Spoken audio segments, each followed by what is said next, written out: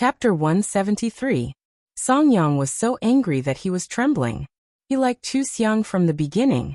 If it wasn't for Chu Lan misleading him, how could he be distracted and not protect Chu Xiang in time?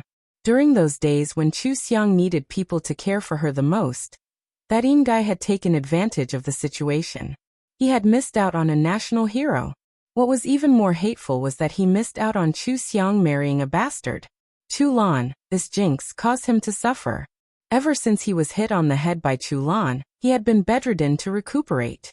His family didn't have the money to supplement his nutrition. He didn't recuperate well, and left a lasting illness. Now he couldn't work and couldn't find a job. He should have been the pride of his family, but he became a burden and was despised by the whole family. This was all brought to him by Chu Lan. The thing he regretted the most in his life was marrying Chu Lan. When he shouted this sentence, Chu Lan's laughter stopped abruptly. She suddenly felt very sad. Both of them were very sad. She suddenly looked down on Songyang. She had always been a person who would make others unhappy even if she was unhappy. She immediately mocked. "You blame me? What do you blame me for? Wasn't it you who was half-hearted and was moved by the girl who treated you well? Didn't you think that Chu Xiang was disfigured and couldn't do anything because she was sick? Didn't you think that I was the most beautiful girl in the village and treated you well? Didn't you think that after marrying me, you could easily make my whole family serve you? What's wrong? Are you regretting it now? Who do you think you are? How can you take all the good things? Let me tell you, Songyang, you brought this upon yourself. I worked hard to do business so that you could study. You didn't study hard and even helped your two bitches to bully me. Do you think I'm easy to bully? You wanted to leave me to live a good life, so I'll make sure you can't live a good life. Are you happy now? Ha ha ha. Enjoy your pain in the future. You won't have a good life in your life. You can't imagine what you've missed out on. Songyang should have been an official. Ha ha ha. Songyang didn't listen to her and refused to go to college. What he missed was the opportunity to become an official. Now let him be a half-cripple and muddle-headed. No matter how much pain and regret he felt, it would not change anything. Songyang was poked at his sore spot. He lost control of himself and accused. How good can you be? You're in prison, Chu Lan. My mother was right. You're a jinx. You've been harming others and yourself all your life. Your life is a mistake. What you have today is all because of you. Otherwise, the national hero would be your sister. What kind of business can't you do? If you hadn't instigated the Chu family to drive Chu Xiang away, if you hadn't come up with news about her being a lucky star or a jinx, would Chu Xiang have refused to acknowledge you? How long have I been with Chu Xiang? Aren't you the ones regretting it? You are a real family. Who is more stupid than you? Shut up. Shut up, shut up, shut up. Songyang, you bastard. Your life is a mistake. You're a mistake. Chu Lan couldn't bear to hear this sentence the most. She had to restart her life. If this was a mistake, then why did she have to restart her life? What did she get? Her life was even worse than her previous life. The prison guard found that Chu Lan was too agitated. He forced her to hang up and sent her back to her cell. Chu Lan was still immersed in her wrong life. She didn't want to believe that she had tried so hard to seize all the opportunities, but in the end, she was trapped in prison and lived a miserable life. And Chu Xiang, who was just the wife of an official in her previous life, had become an officer in this life and even a hero. Shouldn't she be living a better life? Because she knew everything that would happen in the future. She knew that there were many business opportunities. She hadn't had time to show them off yet, but she had already seen the end of her life. Her future would be like this. The more Chu Lan thought about it, the more desperate she became. She didn't have much hope at first. Chu Xiang's rise made her see the light, but that light quickly dissipated. This made her even more desperate and unable to accept her current situation. When there was no comparison, she could still imagine that Chu Xiang wasn't as good as her previous life. How could being a soldier be as comfortable as being the wife of an official? Now even this fantasy was shattered. Chu Xiang was living a good life. Chu Xiang wasn't reborn, but she was living the life she dreamed of. She could only admit that she couldn't compare to Chu Xiang. She couldn't compare to her in both lifetimes. There was a huge difference between them, and she was the pile of mud on the ground. It was too painful to admit that she was a good-for-nothing. Chulan finally couldn't bear the pain. After kneeling and praying for an entire night, she committed suicide. The prisoners in the same cell heard her muttering and begging, "Mansion Buddha, Guanyin Bodhisattva, please pity me and bless me to be reborn after death. I promise that I will be obedient and won't have any thoughts of mercy. I just want to stay away from the bad luck and live a good life. When I live a good life, I will definitely build a golden body for you. I will definitely eat vegetarian and pray to Buddha to worship you. Let me be reborn. Let me be reborn again. I will definitely not be as bad as this time. Let me be reborn. Let me be reborn. She's crazy." This was everyone's last impression of her. Chulan wasn't crazy. She just didn't want to endure the prison life. She just didn't have the courage to wait until she was released from prison to start over. She just felt that life in this life had become difficult. She pinned all her hopes on rebirth. She just wanted to rewind everything and start over again. However, she already had a chance. She didn't cherish it. Who could she blame? The heavens wouldn't always favor a person. Opportunities were fleeting. If she missed it, she missed it. Her mother was really crazy.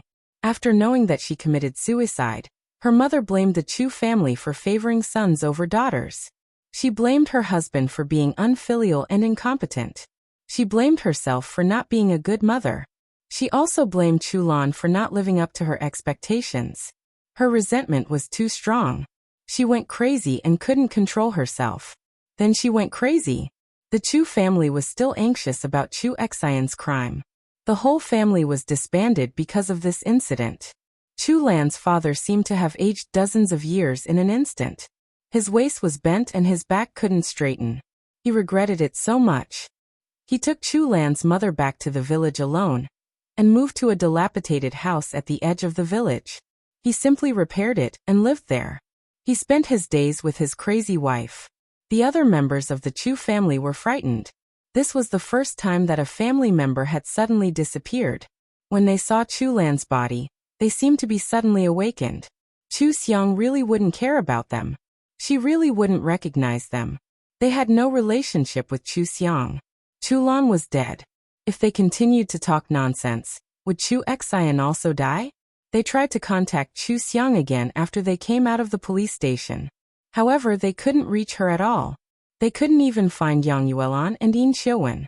They were not knowledgeable and didn't even know how to find her. Since the phone couldn't connect, they had no other way and no more courage. They knew that Chu Xian didn't mean to kill people and might not be sentenced to death. There was still a glimmer of hope, so they didn't dare to make trouble. They were afraid that if they continued to make trouble, something would go wrong and Chu Xian would be sentenced to death. They didn't know the law, but the more it was like this, the more afraid they were. After being threatened, they didn't dare to do anything. Chu Xian was sentenced to the maximum of 7 years for manslaughter. However, he broke into a house to steal, hurt someone, and escaped. That person didn't need to die. His death had a lot to do with him. He also had a past record of fighting and stealing. Director Fong treated him as a juvenile and punished him severely. In the end, he was sentenced to life imprisonment for several crimes. The Chu family didn't agree. Director Fong directly ordered Chu Weigua, who made the most trouble, to be detained. After suffering a few times in prison, he was naturally obedient when he came out. The others naturally didn't dare to make trouble when they saw what happened to Chu Weigua. Moreover, Director Fong pointed out a way for them. He told them that they could appeal if they were dissatisfied and find new evidence. Now they had something to do and a new glimmer of hope. They were all busy with the appeal. Of course, they didn't know anything. They didn't have money or food at home. It was very difficult for them to appeal or find evidence. That was their own business. No one would sympathize with them and help them. Chu Xiang's cousin committed suicide in prison. Chu Xiang's brother was sentenced to life imprisonment. This news really caused a great uproar.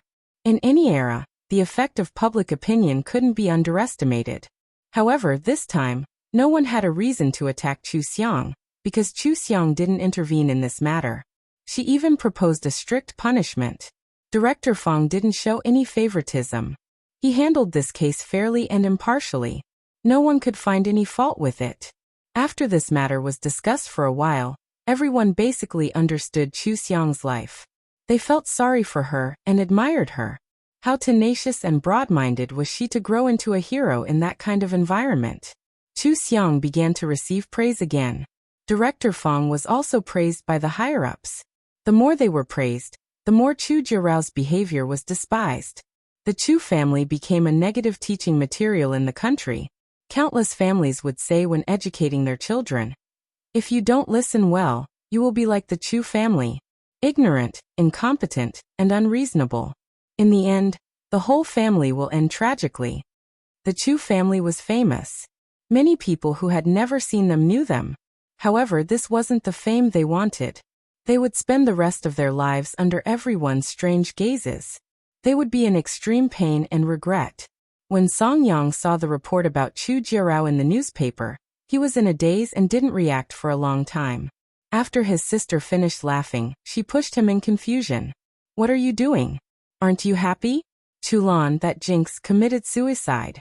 She really deserved it. This stain on our family is finally removed." Song Yang slowly raised his head and looked at her. "What's there to be happy about? Can our family's life be better if she's dead? What does she have to do with us?" His sister was embarrassed by his words and said angrily, "You're so boring. She caused you to be like this. If you're not happy, are you going to cry? Who caused our family's life to be like this? Isn't it because you married this jinx?" Back then, she was the reincarnation of a lucky star, and Chu Xiang was the jinx. "Look at how we've been harmed. Look at Chu Xiang in the newspaper. You've always been the most blind one." She ran out after saying that, leaving Song Yang sitting alone in the room. He looked at the photo of Chu Lan in the newspaper. He was blind. He hated Chu Lan, but he couldn't be happy when he saw Chu Lan die. Wasn't Chu Lan free? In the future, he would be the only one left in purgatory. How could he endure such torturous days without anyone to accompany him? When the Song family finally returned, they were horrified to find that Song Yang had also taken the same path as Chu Lan and committed suicide in his room. Chapter 174. Song Yang was dead. Chu Lan wanted to take Song Yang away even if he had to die. This was deeply ingrained in the minds of the Song family. They believed that Chu Lan was the reincarnation of a jinx. They traveled thousands of miles to the village to find the Chu family to settle the score. They turned the Chu family upside down and smashed it into pieces. The captain arrived with his men, but Song Yang's family cried and gasped for breath. They wanted to settle the score like crazy. From a reasonable point of view, he really couldn't stop them. Even in his heart, he felt that Chu Lan had harmed the family. Although Song Yang wasn't the best educated youth in the village, he was usually okay. If it weren't for Chu Lan, how could things have turned out like this? Chu Lan's mother had already gone crazy. The Song family wanted to make them pay the price, but there was nothing they could do. No matter how grievances were committed, there was a debtor. Chu Lan was dead, so they could only make trouble for his family. After the Song family left, the Chu family really became the target of public criticism. The villagers were still superstitious in their hearts. They firmly believed that Chu Lan was a jinx. Especially when the jinx and lucky star came from the Chu family, they believed it even more. The sisters of the Chu family, one was a jinx and the other was a jinx. It was just that the Chu family mixed them up. They said that Chu Xiang was the jinx and drove her out of the house. They treated the fake jinx as a treasure, and even raised the son-in-law that the fake jinx brought back. In the end, Chu Xiang lived a good life. Not only did she bring honor to her ancestors, but she also left her name in history. What about Chu Lan? The jinx was becoming more and more obvious. Look at the Chu family now. Look at her parents now. Look at the man she married and her in-laws. Look at herself. What about her? The reason why she was able to live well for so many years was probably because Chu Xiang's family was close to her, giving her a blessing. Just like in the past, the Chu family had always been well off. At the very least, no one in the Chu family had ever gone hungry. Chu Lan and Chu Xian were also good children. They had never done anything annoying. But after Chu Xiang left the Chu family, all the lives of the Chu family plummeted into an irreversible abyss. and no one could pull them back. Why? What else could it be? Wasn't it because they chased away their lucky star and desperately kept Chulan, this jinx, alive? The news that Chu Xiang was the reincarnation of a lucky star had become a secret that everyone in the county knew. The country did not allow superstitions. No one dared to do anything blatantly, but they believed in it. Look at how much benefit Chu Xiang had brought to their country. How much benefit did it bring to their counties and villages? That Superintendent Fong has been promoted. All of the things that Chu Xiang had used that were still in her possession had been snatched up by the villagers. The Chu family relied on this to make some money, but this was a one-time deal. After a few meals, they were beaten back to their original state. Chu Weigua had a promising eldest daughter, who did not acknowledge him. He also had a son who was in prison. Now that his eldest brother did not care about the family, he alone became the pillar of the Chu family, and he had no successor. Facing the crying old Madame Chu and Li Yuezhen made him very irritated. He gradually began to drink. The little money at home was all used to buy alcohol. The family had really entered a bottomless abyss, and they could no longer see the light of day. This was not the era where the internet was developed. It was not the era where one could casually go online and cause a heated discussion. It was difficult for the Chu family to find Chu Xiang, especially because of Chu Xiang's special identity. If they wanted to talk bad about Chu Xiang, even the ordinary people would despise them. Chu Xiang had completely broken away from their control. They could do nothing to Chu Xiang. Chu Xiang had been completely cut off from them, and there was no longer any trace of interaction between them. To them, she had become a legendary figure that they could only see in the news. She was like a star that could not be picked. She was so far away that they could only look up to her. Chu Xiang, who had been established as a positive energy, accepted many interviews. Because she was better than other military personnel at dealing with such matters, the higher-ups gave her more and more work in this area. It was as if they wanted her to be the face of the military personnel. Chu Xiang did not know whether to laugh or cry. After the Chu family's story was blown away, Chu Xiang's life gradually returned to normal. She returned to the military camp and trained the soldiers with Yin Su. They were the sharpest troops, and it was not an exaggeration to train until they became stronger. In times of peace, there were many conflicts that the ordinary people did not know about. There were also many difficult and dangerous tasks. Chu Xiang and Yin Su had reached a high level of consensus in this regard. Chu Xiang did it for fun, while Yin Su loved the country. Their goal was the same, which was to pick the most difficult and dangerous tasks to do. The husband and wife slowly disappeared from people's sight. However, their reputation in the military became more and more famous, and their military achievements increased. As long as the husband and wife worked together, there was no task that could not be completed. Even if they were injured, the person who injured them would not be able to see the sun in the future. They were like the sharpest knife. They would go wherever they were needed. Their whereabouts became more and more mysterious, and the number of people who saw them became less and less. Chu Xiang felt that compared to the apocalypse, this kind of task was more interesting. Because there were no disgusting zombies, no dirty ruins. No matter how dangerous it was, they would be dealing with people. As the saying goes, fighting with people is endless fun. Sure enough, this was the truth. It was much more interesting than going on a task in the apocalypse. They lived such a dangerous life. Of course, they could not take good care of their family. Fortunately, the country took good care of their family. The people in the military compound were also very friendly to Yang Yuelan and Yin Xiuwen.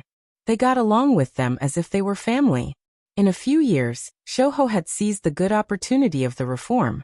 He became one of the first people to become rich. He was one of the leaders among them. He opened a company in the capital. It became bigger and bigger. Yin Xiuwen also graduated with excellent results. As the family member of Yin Su and Chu Xiang, she was always the focus of attention. After graduation, she was assigned to work in the government according to her actual ability. Yang Yuelan became the director of the Women's Federation. She made a lot of like-minded friends. She laughed with them every time. Her life was very interesting. When Chu Xiang and Yin Su were not at home, Shouho often went to buy things to visit them on weekends. As time went by, Skinny Monkey and In got together and became a real family with them. When they got married, they deliberately waited for Chu Xiang and In to come back. They took advantage of their rare holiday to hold a simple wedding. It was popular to wear wedding dresses at this time. It was popular to ask the bride and groom to bite the same apple. They also asked the bride and groom to play games. Everyone cheered together. It was noisy and happy. In and Chu Xiang looked at them outside. In could not help but ask, after seeing them, "Will you think that our wedding was too simple? Is it important?" Chu Xiang turned to look at him. "Is there any difference to us whether we are married or not? Whether there is a wedding or not? Whether the wedding is grand or not?" In thought for a while. "There is no cherry blossom." Chu Xiang shrugged and laughed. "That's it. We don't even know where our marriage certificate is. Aren't you getting old? Why are you thinking about this kind of strange thing?" In touched his eyebrows and chuckled. He whispered in her ear, "I'll let you try it tonight. Am I old?" Their holiday was very short. After spending 2 warm days with their families, they set off again and disappeared without a trace. Gradually, many people forgot about them. No one said that Chu Xiang was the reincarnation of a lucky star. People who admired Chu Xiang admired her strength more. It had nothing to do with luck. No one compared her with Chu Lan.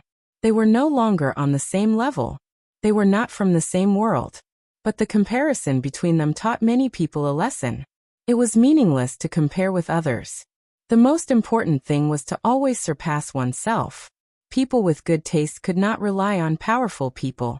Only by relying on oneself could one live the life they really wanted.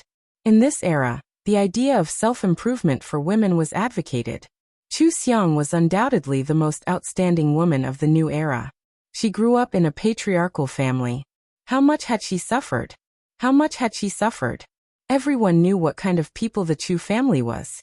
Even with her background, she could still become a great hero praised by everyone.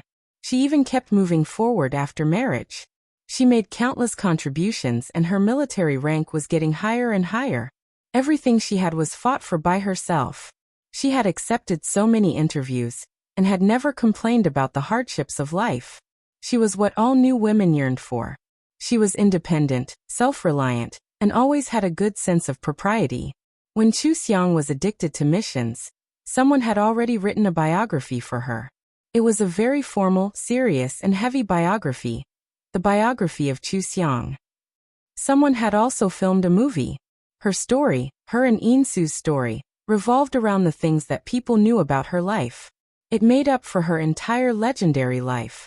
This was the first time that her positive image as a heroic figure had spread in this world. And she had a huge influence on this world. Heroes were created in every era. Perhaps this time, she just happened to coincide with it. Although this development was not the same as Chu Xiang's initial goal of joining the army, she did not deliberately destroy this image. She just became more and more mysterious, more and more unfathomable, adding more and more legendary to the Chu Xiang of this life. In this life, Chu Xiang left this world at the age of 70, because she couldn't cultivate in this life, and because she went on missions all year round. She had many hidden injuries. Under the circumstances where she didn't have any miraculous medicine to treat her injuries, she naturally bid farewell to this place. She bid farewell to an unforgettable red era, and also bid farewell to In Su. In Su, whose hair was completely white, sat upright on the edge of the bed. His back was still straight. He looked like a soldier at first glance. He held Chu Xiang's hand the whole time. It was not very tight, but not very loose, just like how he had always been by her side in this life. He was not very close, but not very far. He was always there, where she could see him if she turned her head. After Chu Xiang closed her eyes, he raised his hand and gently stroked the hair on Chu Xiang's temples. He smiled faintly. "Lucky star, in your next life, go to a good family. Don't suffer so much." The scene under the tree in the hospital that year appeared in his mind. The pale girl seemed to have casually mentioned, "Let's write an agreement. After a few years, I'll regain my freedom."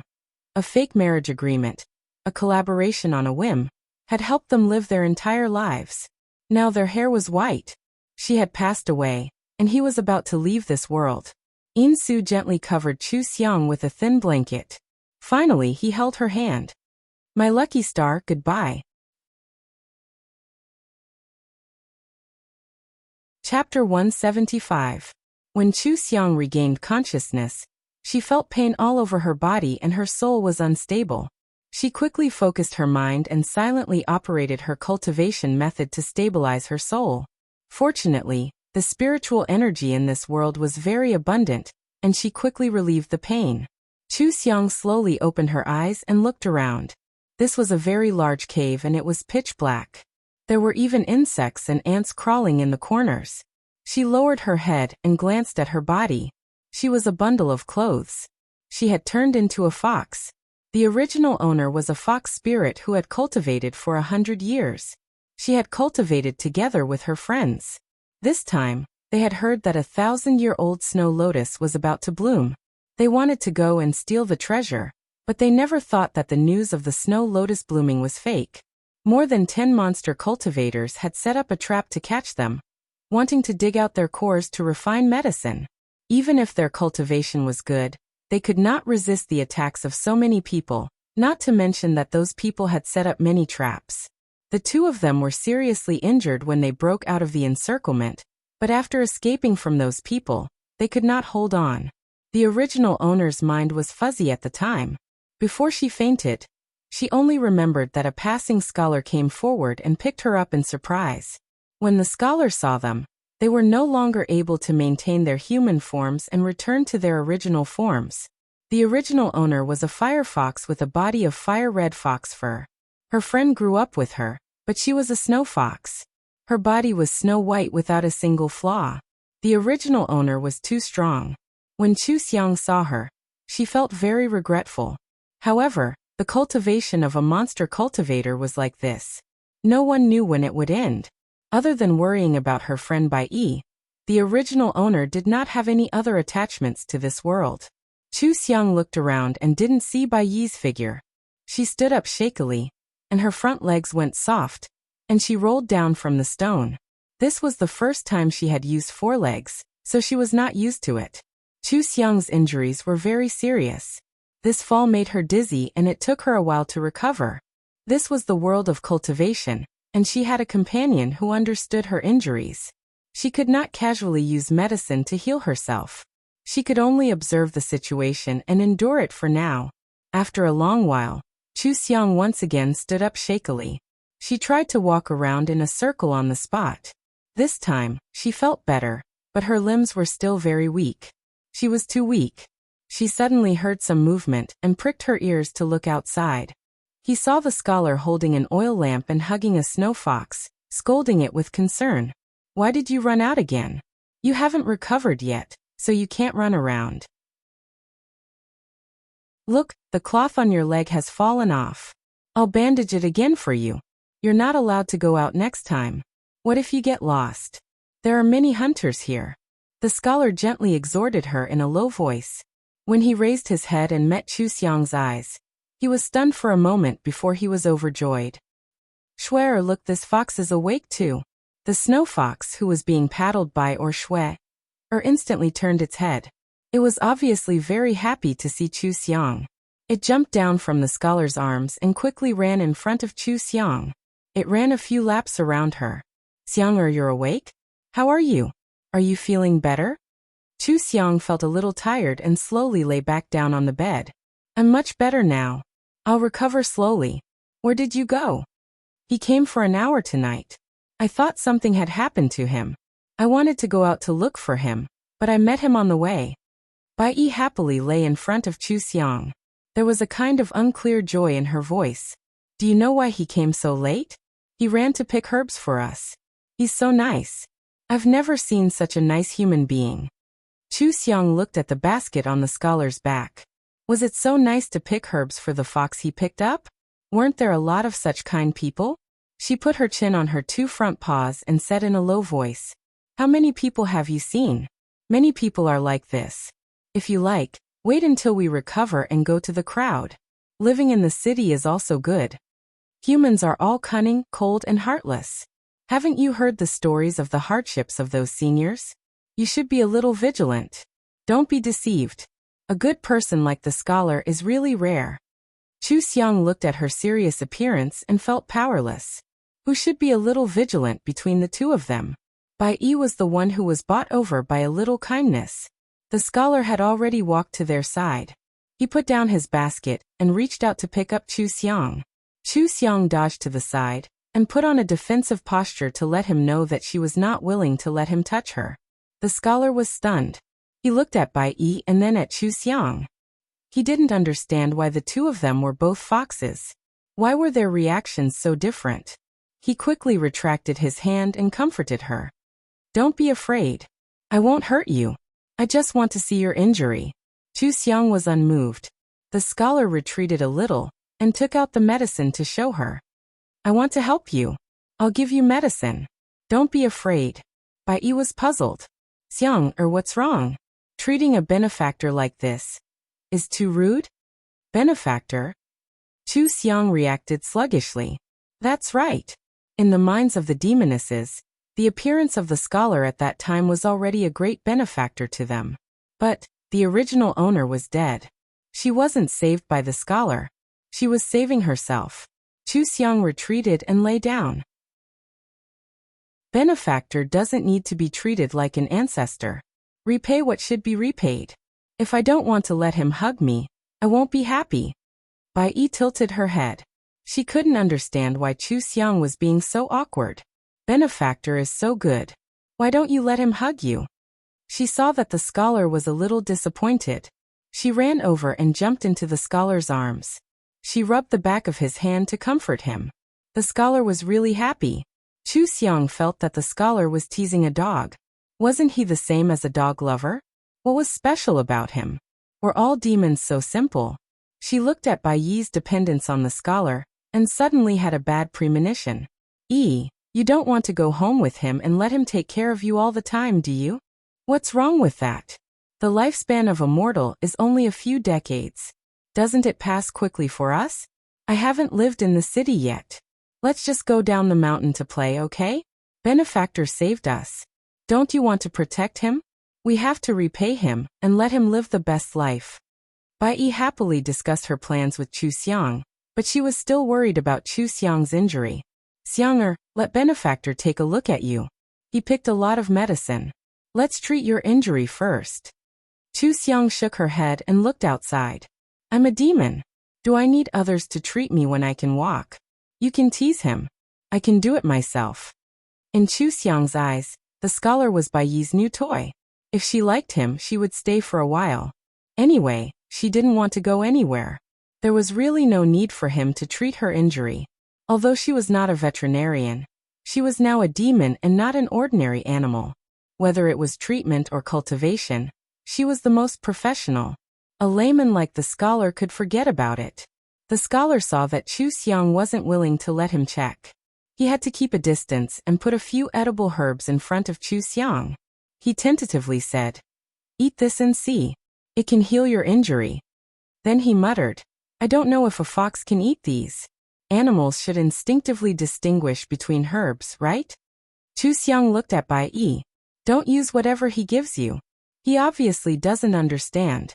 I appreciate his kindness, but you should heal yourself. I think your injury is lighter than mine. You don't have a foundation, right?" Bai Yi was a little annoyed. "There's a crack in my nightin. It doesn't affect anything. It just needs a long time to heal. What about you?" "My nightin is about to crack." When Chu Xiang woke up, she was in so much pain because of her nightin. But now that her soul was stabilized, she had nothing to worry about. She calmly said, "Be smart before you heal. Don't get hurt again." Bai Yi's eyes turned cold. "Those demons, I will not let them go." "Shui. Your injury is better now. I'll change the medicine for you. Don't move." The scholar checked the injury on Bai Yi's leg and gently put her on the ground. He used the light of the oil lamp to carefully apply medicine for her. Chu Xiang was speechless. What effect does this medicine have? Is it fun? This is my benefactor's concern.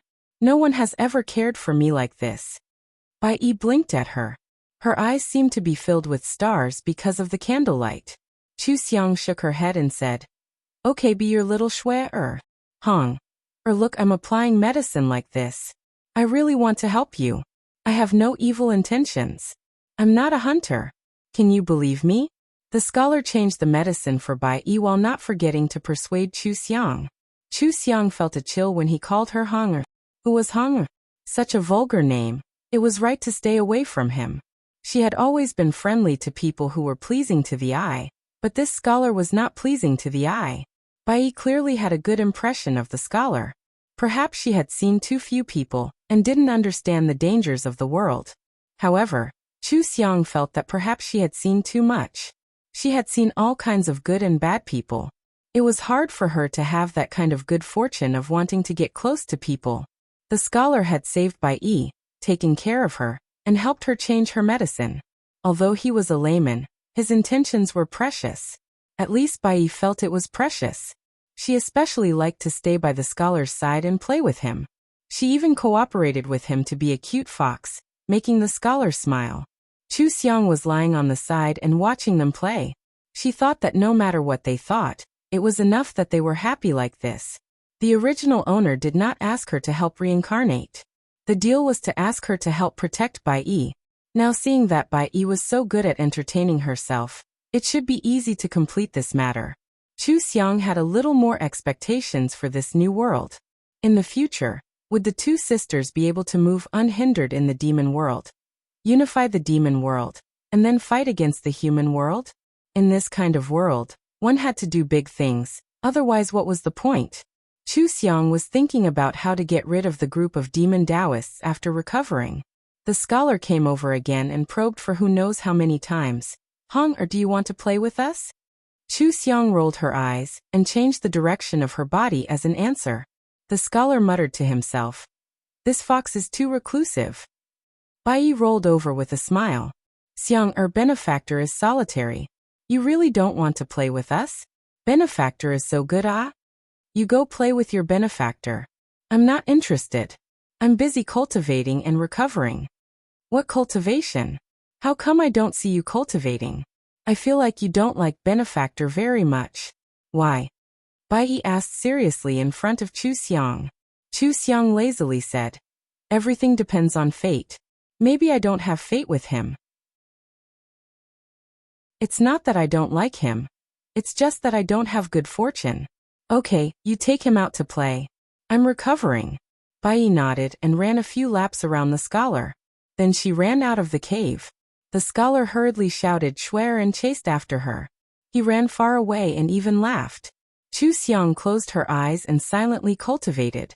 She didn't lie to Bai Yi just now. She had been cultivating. She knew countless cultivation methods. If she wanted to cultivate, she naturally had to choose the best cultivation method. She was familiar with cultivation like breathing. She wouldn't be disturbed by others. No matter what she was doing, she could cultivate. Of course, it would be better if they let her stay quietly. The scholar brought medicine every time. Bai Yi obediently let him change the medicine, and then played with him. The scholar also persevered in trying to tease Chu Xiang, but Chu Xiang still ignored him. However, in order not to let the scholar feel strange, Chu Xiang still disposed of the herbs he left behind, making the illusion that she was eating and chatting. In this way, it was reasonable for her injuries to improve. The scholar thought that she was very happy after taking the medicine. He actually thought that she was very cute. On the surface, he was vigilant and indifferent. In private, he quietly took the medicine and liked to get closer to her. A few days later, when the scholar once again teased Chu Xiang with a chicken leg, Bai Yi showed a little disappointment. She was startled and didn't become very active. After the scholar left, Chu Xiang asked her, "What's wrong with you? Aren't you always the happiest to see your benefactor? Why are you so listless today? Is there a problem with your Naiden?" Bai Yi lay down opposite her and shook her head. She said weakly, "No, I just suddenly thought of something bad." "What is it?" Chu Xiang's first thought was that group of evil Taoists.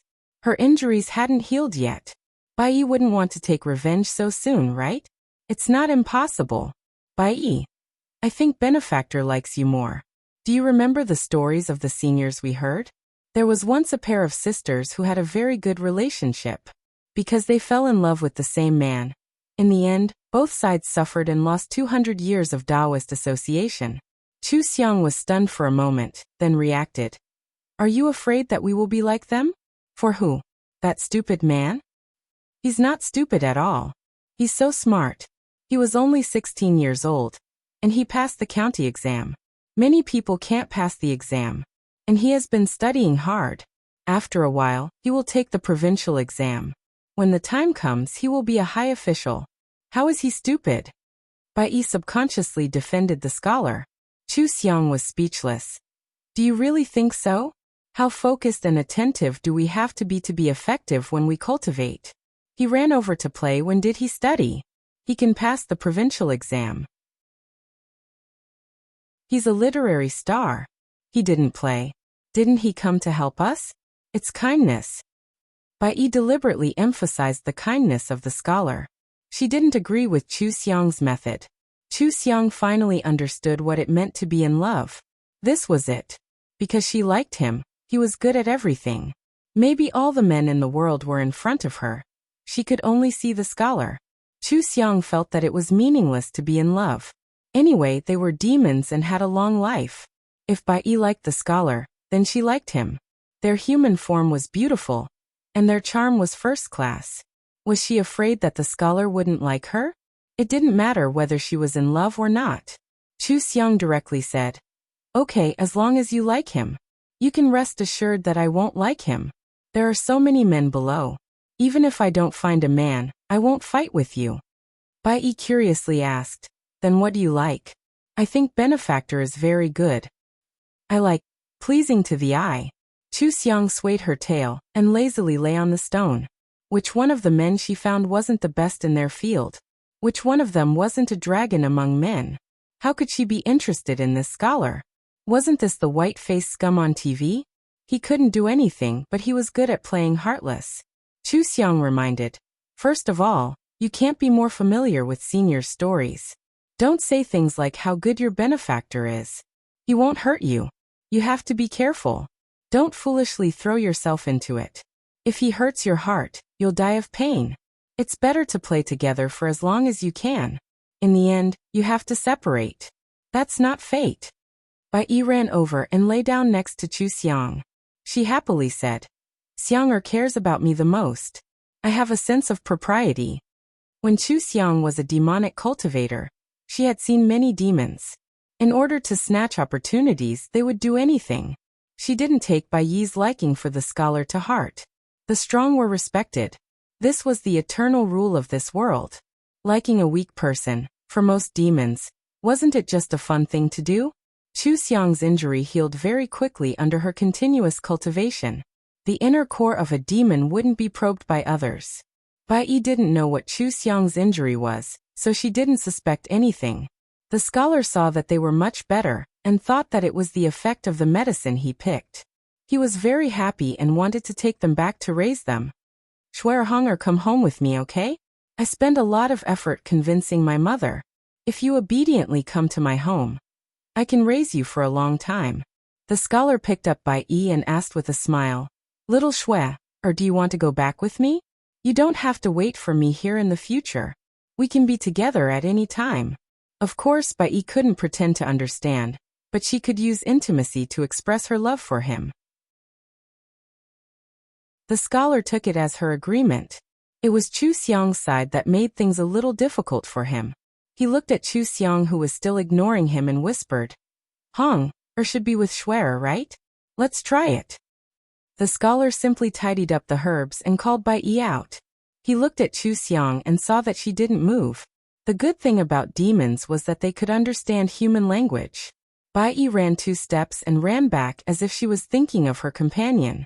She circled around Chu Xiang twice before running back to the scholar. Chu Xiang got up and slowly followed behind. The scholar immediately smiled. He turned back and waved to them as he ran. Schwerhong, come with me. We're going home. The place where they were ambushed was a snow mountain where snow lotuses grew, but in fact it was currently summer. This mountain forest was filled with beautiful flowers, birds and butterflies. It really felt very comfortable walking in it.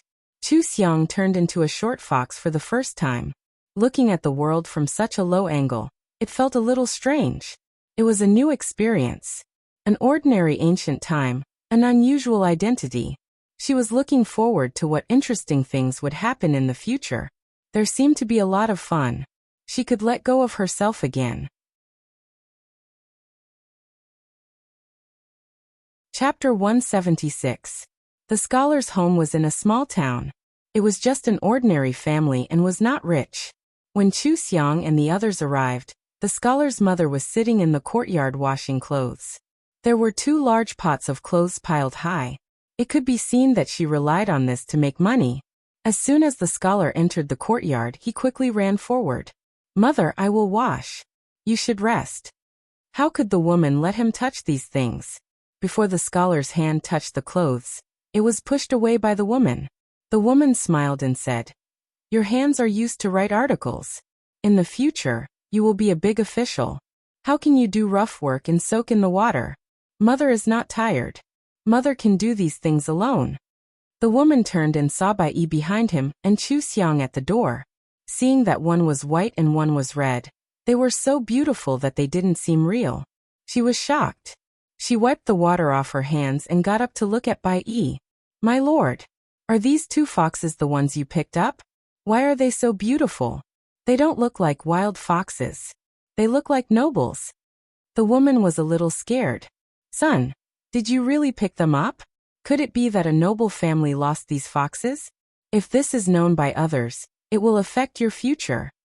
The scholar hurriedly said, No, when I picked them up, they were very heavy and were about to die. Even if someone raised them before, they definitely didn't want them anymore. Mother, we will raise them. You can't go back on your words." The woman looked at the scholar awkwardly and sighed. She frowned and said, "Let's raise them for the time being. Ai, son, I don't know how much a fox can eat. I can't raise them to eat meat. Mother is afraid that I can't afford to raise them. If you like them, keep them for the time being. You promised Mother that you will study hard. You are not allowed to run out again." The scholar immediately smiled and picked up Bai Yi. "Thank you, Mother. I will study hard and study hard. I will become an official and earn a title for you. Then I will go and settle them down first." The scholar happily turned around and called Chu Xiang to run into the door. The woman smiled and shook her head. She sat down and washed the clothes again. Chu Xiang walked in slowly and saw that there was a layer of sweat on the woman's forehead. Her face was red from the sun. It was so hot. Even if they were sitting under the roof, it was still very tiring to work for a long time. Suddenly, she felt a wave of spiritual energy. Then a barrier appeared around the woman. The air was still hot, but there was a cool breeze around the woman. It was much cooler. The woman looked at it in surprise. She rejoiced and sped up the washing speed. She muttered to herself. The wind came at the right time. Chu Xiang looked up at the door and happened to meet Bai Yi's eyes. She walked over and said, "Be careful. If there are too many abnormalities, you will be discovered. Humans are not fools." Bai Yi stuck out her tongue. I know. I'm very considerate. I won't go overboard." She looked around excitedly. After looking around, her heart ached. This is my benefactor's home? It's so simple and crude. It's far worse than our cave. Xiang, let's help him, okay? How can I help? Chu Xiang saw that the scholar was using old clothes to make a nest, so she casually found a place to lie down and watch Bai Yi wander around. It's simple. Benefactor's family is poor, so I'll go find some treasures for him to pick up. By the way, isn't he going to take the exam? I can get the questions back for him. In this way, he will definitely do well in the exam. And don't let him be cold or hot. Anyway, I must let him have a good life and have a happy life. What do you think? Bai Yi became more and more excited. These things were too easy for her to achieve, but she could really help her benefactor. Chu Xiang didn't care. If she was really found abnormal, she would leave. She had so many treasures in her space, and so many methods in her mind. To be honest, no one in this world could help her. She completely regarded the scholar as Bai Yi's toy. She casually said, "If you like it, go. Don't be too exaggerated. If you attract a demon, I can't save you." Don't worry. Bai happily agreed.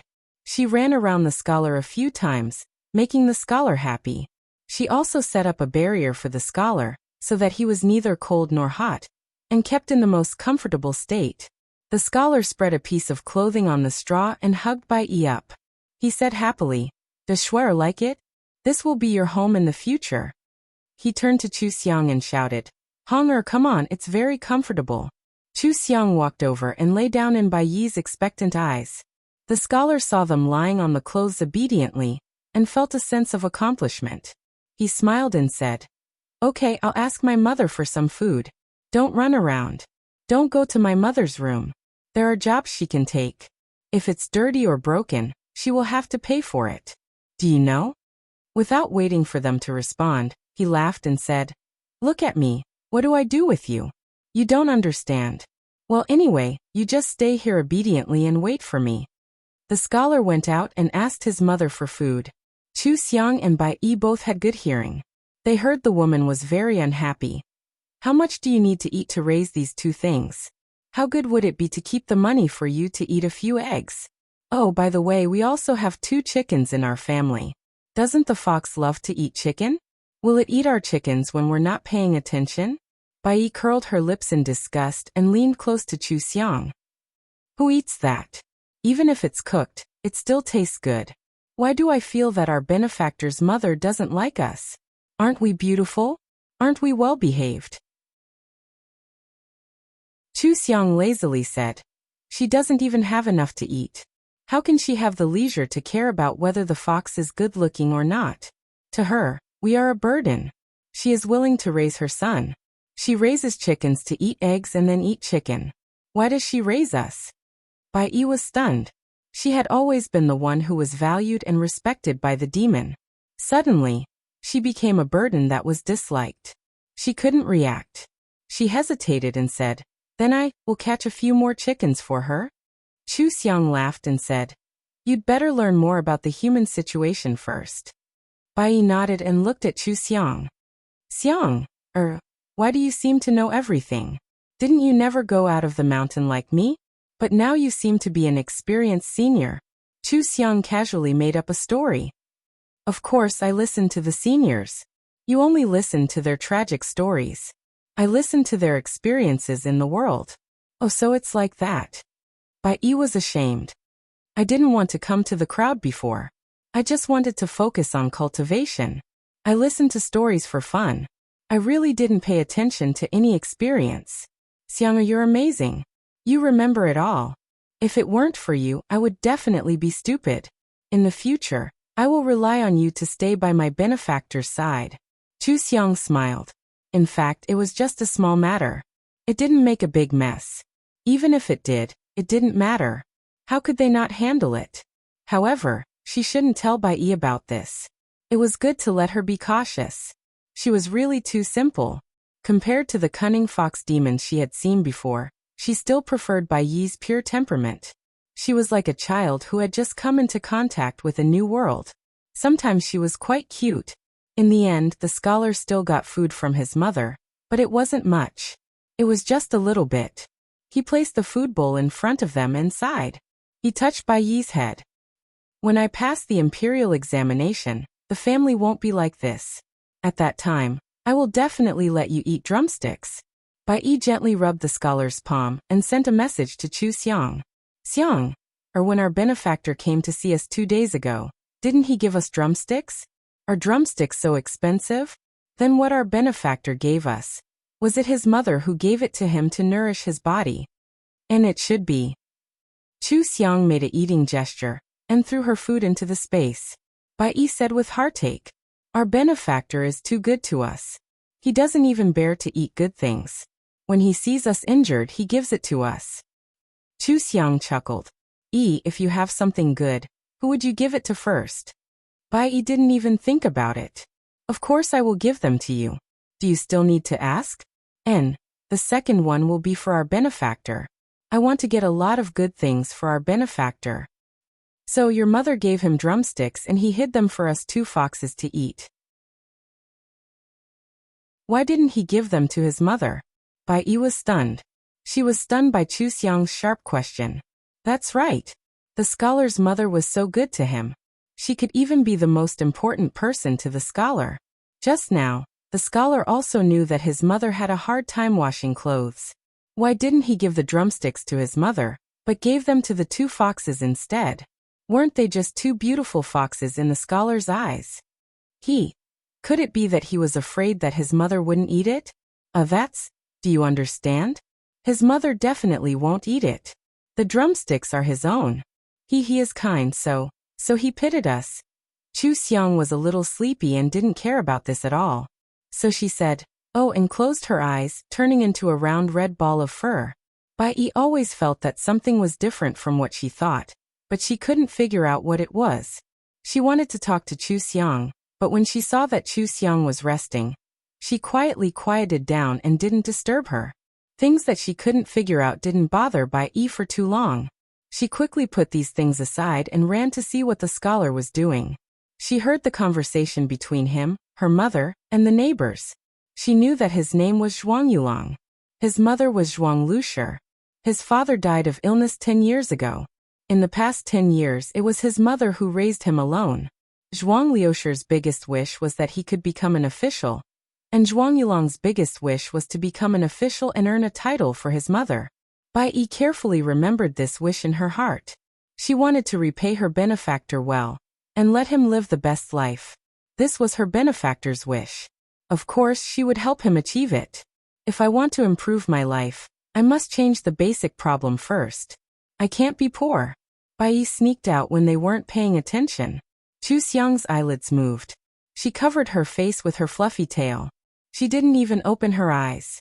Bai Yi quickly ran into the mountain forest. Without much effort, she slapped a pheasant with her paw. She heard the meaning of Zhuang Lushi and Zhuang Yulong's words. It seemed that the pheasant was very important, and the drumstick was also very important. She couldn't catch the pheasant herself, but she could at least let the pheasant slip in, right? This had nothing to do with a fox like her.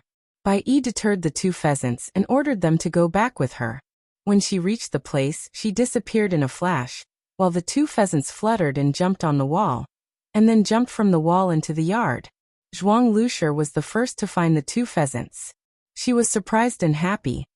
Oh, two pheasants flew in our house. These are pheasants, not domesticated. Zhuang Lushi smiled from ear to ear. She quickly rolled up her sleeves to catch them. This is really the master's favor. Chapter 177. The pheasant was deterred by Bai Yi, so how could it dare to run? Naturally, it was easy to be caught by Zhuang Lushi. Zhuang Lushi excitedly put the pheasant into the chicken coop. Seeing that the chicken coop had increased to 4 chickens, her eyes were smiling. She kept saying that this was a blessing from the master, and that her family's Yulong was blessed. Bai Yi was lying on the windowsill. Seeing her and Zhuang Yulong so happy, she was also very happy. She felt that she finally helped her benefactor a little. The pheasant's matter greatly increased her confidence. She felt that it was very easy to improve her benefactor's life. Seeing that Chu Xiang was still sleeping, she jumped to Zhuang Yulong's desk and lay there to watch him reading and writing articles. Zhuang Yulong liked her very much. After reading for a while, he would look at her twice.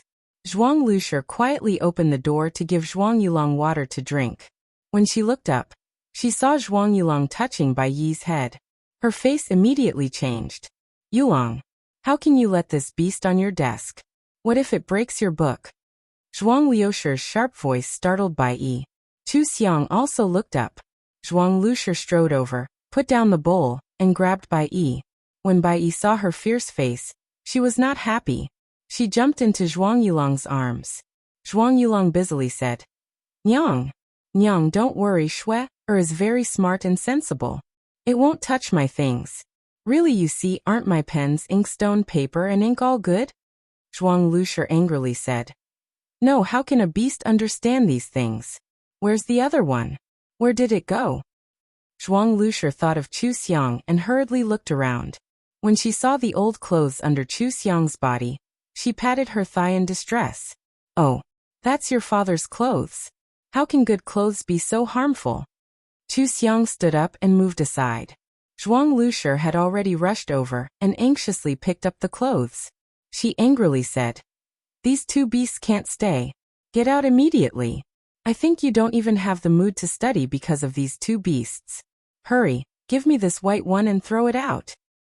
Zhuang Yulong hugged Bai Yi tightly and said anxiously, "Mother, how can you go back on your promise? They have nowhere to go. If you chase them away, you'll be sending them to their deaths. What's the difference between that and killing them? Can you bear to watch them die?" Zhuang Lushi coldly said, "Why wouldn't I have the heart? Where do you think those luxurious fox fur cloaks and sleeves come from? They are no different from chickens, ducks, and geese. They are all killed by humans. How could there be no difference? Mother, look at how cute Shuer is. Is also very sensible.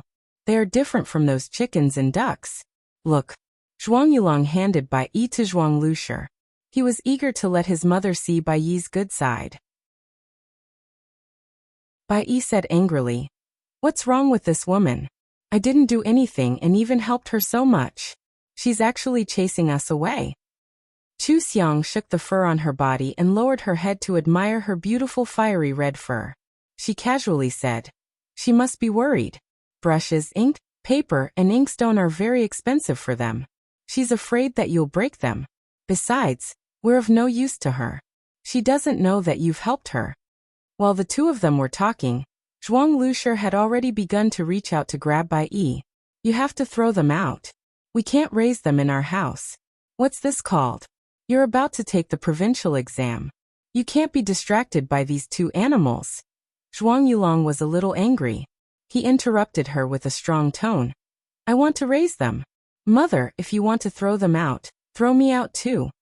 Zhuang Lushi stopped and showed a look of affection. Zhuang Yulong saw this and lowered his head. He softened his voice. "Mother, I shouldn't talk to you so loudly, but I beg you to keep them." Zhuang Lushi looked at him silently for a long time before saying, "You can keep them, but they can't be in your house. Put them in the yard, or I'll throw them out." Zhuang Yulong had to agree. Old clothes couldn't be used. He carried the straw outside and found the driest corner to make a new nest. Bai Yi stood beside Chu Xiang and was moved. "Our benefactor is so good to us. He protects us so much. If you want to throw him out, then throw him out too. He really values us." Chu Xiang glanced at her. "If you had a son, and he talked to you like this for a cute rabbit, how would you feel?" Bai Yi imagined it and said angrily, "I would definitely teach him a lesson. I'm his mother. Can't I be compared to a rabbit? I also want to eat that rabbit." Chu Xiang was amused by her reaction. "Why are you so angry? Then you should be glad that Zhuang Yulong's mother has a good temper. She didn't teach your benefactor a lesson or stew us." Bai Yi was stunned. She lay on the ground and said dejectedly, "How did things become so bad because of you? In fact, our benefactor didn't go too far, did he? He immediately apologized to his mother just now. Didn't his mother compromise in the end? Hey, if you like scholars, let's go see other scholars." Chu Xiang felt that it was not worthwhile to worry about this kind of thing. Wouldn't it be better to go to a place that welcomed them? Bai Yi sighed. "But others are not benefactors. They don't have any kindness to me. Why should I go see them?" "Play," Chu Xiang said matter-of-factly. We are demons. Playing in the world is the happiest. What are you worried about? Do what you want to do. Otherwise, why do you cultivate? Just be an ordinary fox." Bai Yi hesitated. "Then, after we repay the kindness, we will go play." Chu Xiang emphasized. "It's you who repay the kindness, not me. He didn't save me. I saved myself." Bai Yi looked at her in confusion. "What do you mean? I don't have any kindness with him. If you don't believe me, you can calculate it." Chu Xiang shook her tail slowly. The original owner was dead. Of course, she and Zhuang Yulong were not involved. Bai Yi couldn't count Chu Xiang. She could only count as Zhuang Yulong. She found that Zhuang Yulong was only kind to her, and had no kindness to Chu Xiang. She was surprised. "No wonder you don't like our benefactor, and don't call him benefactor. It turns out that he is my benefactor. Yes, you are a benefactor. You should quickly think about how to repay the kindness. Remember to take care of yourself. Those demons are still looking for us. Chu Xiang looked around the narrow yard and smiled. What a coincidence. This place is just suitable for setting up an array. Hidden in the city, the demons can't find us. Bai Yi laughed when she heard it. This is the blessing brought to us by our benefactor. Chu Xiang shook her head and ignored her. This guy was poisoned by her benefactor. She didn't know if the demons had a special feeling for their benefactor, or if they had seen too many cunning demons. They had no resistance to kindness that didn't ask for anything in return. In any case, she wasn't interested. Maybe it was because Zhuang Yulong was too weak. He couldn't attract her and naturally didn't get her feelings. She walked around the yard and set up an array when Zhuang Lushi and Zhuang Yulong weren't paying attention. It completely blocked the demon aura. During dinner, the mother and son of the Zhuang family resumed their previous conversation, as if there had never been a dispute. When Zhuang Lushi fell asleep, Zhuang Yulong quietly opened the window and called out Shui, and Hong. Chu Xiang and Bai Yi looked up at him and saw him waving at them. Come here. Shui or Hong, or come here. Bai Yi immediately ran over. Chu Xiang buried her head and continued to sleep. I'm not going. You can play with him. I'll go to the roof later to absorb the essence of the sun and moon. After Bai Yi knew that Zhuang Yulong had no gratitude towards Chu Xiang, she understood Chu Xiang. Great demons like her were very self-centered. People who didn't have any special connections were no different from stones to them. Just as she wasn't interested in other people, Chu Xiang was also not interested in Zhuang Yulong. She stayed purely to accompany her. Bai Yi was very moved. Chu Xiang was the one who had always accompanied her and tolerated her. She also didn't want Zhuang Yulong to disturb Chu Xiang's cultivation. She jumped in Zhuang Yulong's arms to show her affection, successfully attracting Zhuang Yulong's attention.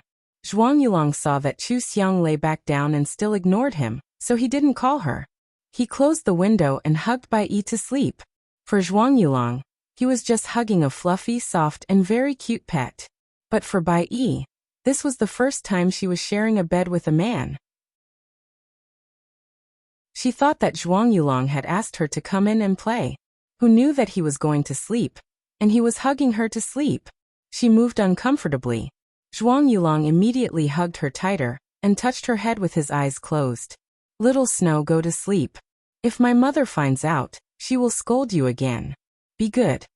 Bai Yi's heart softened first, and then she couldn't help but think about it according to Chu Xiang's thoughts. If her son did this to her behind her back, wouldn't she feel uncomfortable? Even if it was just with animals. Bai Yi leaned against Zhuang Yulong's neck and could feel his warm body temperature. No matter what, her heart gradually softened, and her body softly leaned against him. She fell asleep peacefully. Sleeping next to her benefactor was really very peaceful. Chu Xiang waited until they all fell asleep, then jumped to the roof. She took out the spirit gathering array from the space and opened it.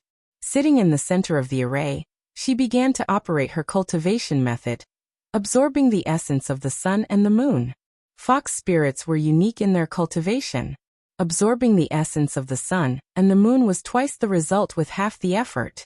But in the end, it was very difficult for them to become immortals.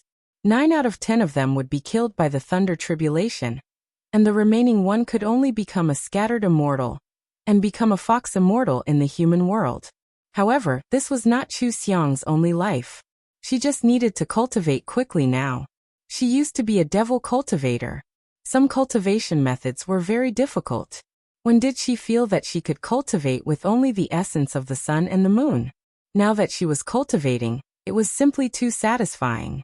She was quite happy, and all other worldly matters were like floating clouds, forgotten as soon as they passed her ears.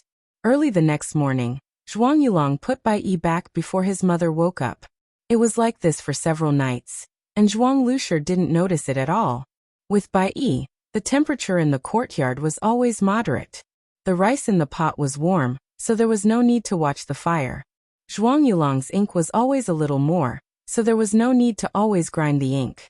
Although Bai Yi didn't dare to expose herself and couldn't do too much, just this made the mother and son feel much more comfortable. That kind of unknowingly relaxed feeling was the most comfortable. Bai Yi also deliberately got a piece of gold and put it on Zhuang Yulong's way out. As a result, Zhuang Yulong found it and sent it to the government. Bai Yi was surprised and happy. She looked for Chu Xiang and said, "Benefactor is really kind.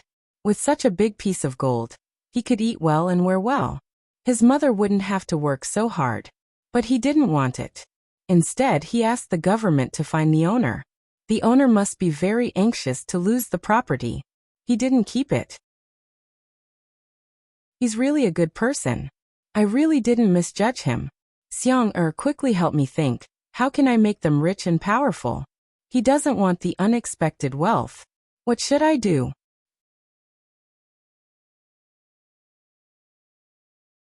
Chapter 178.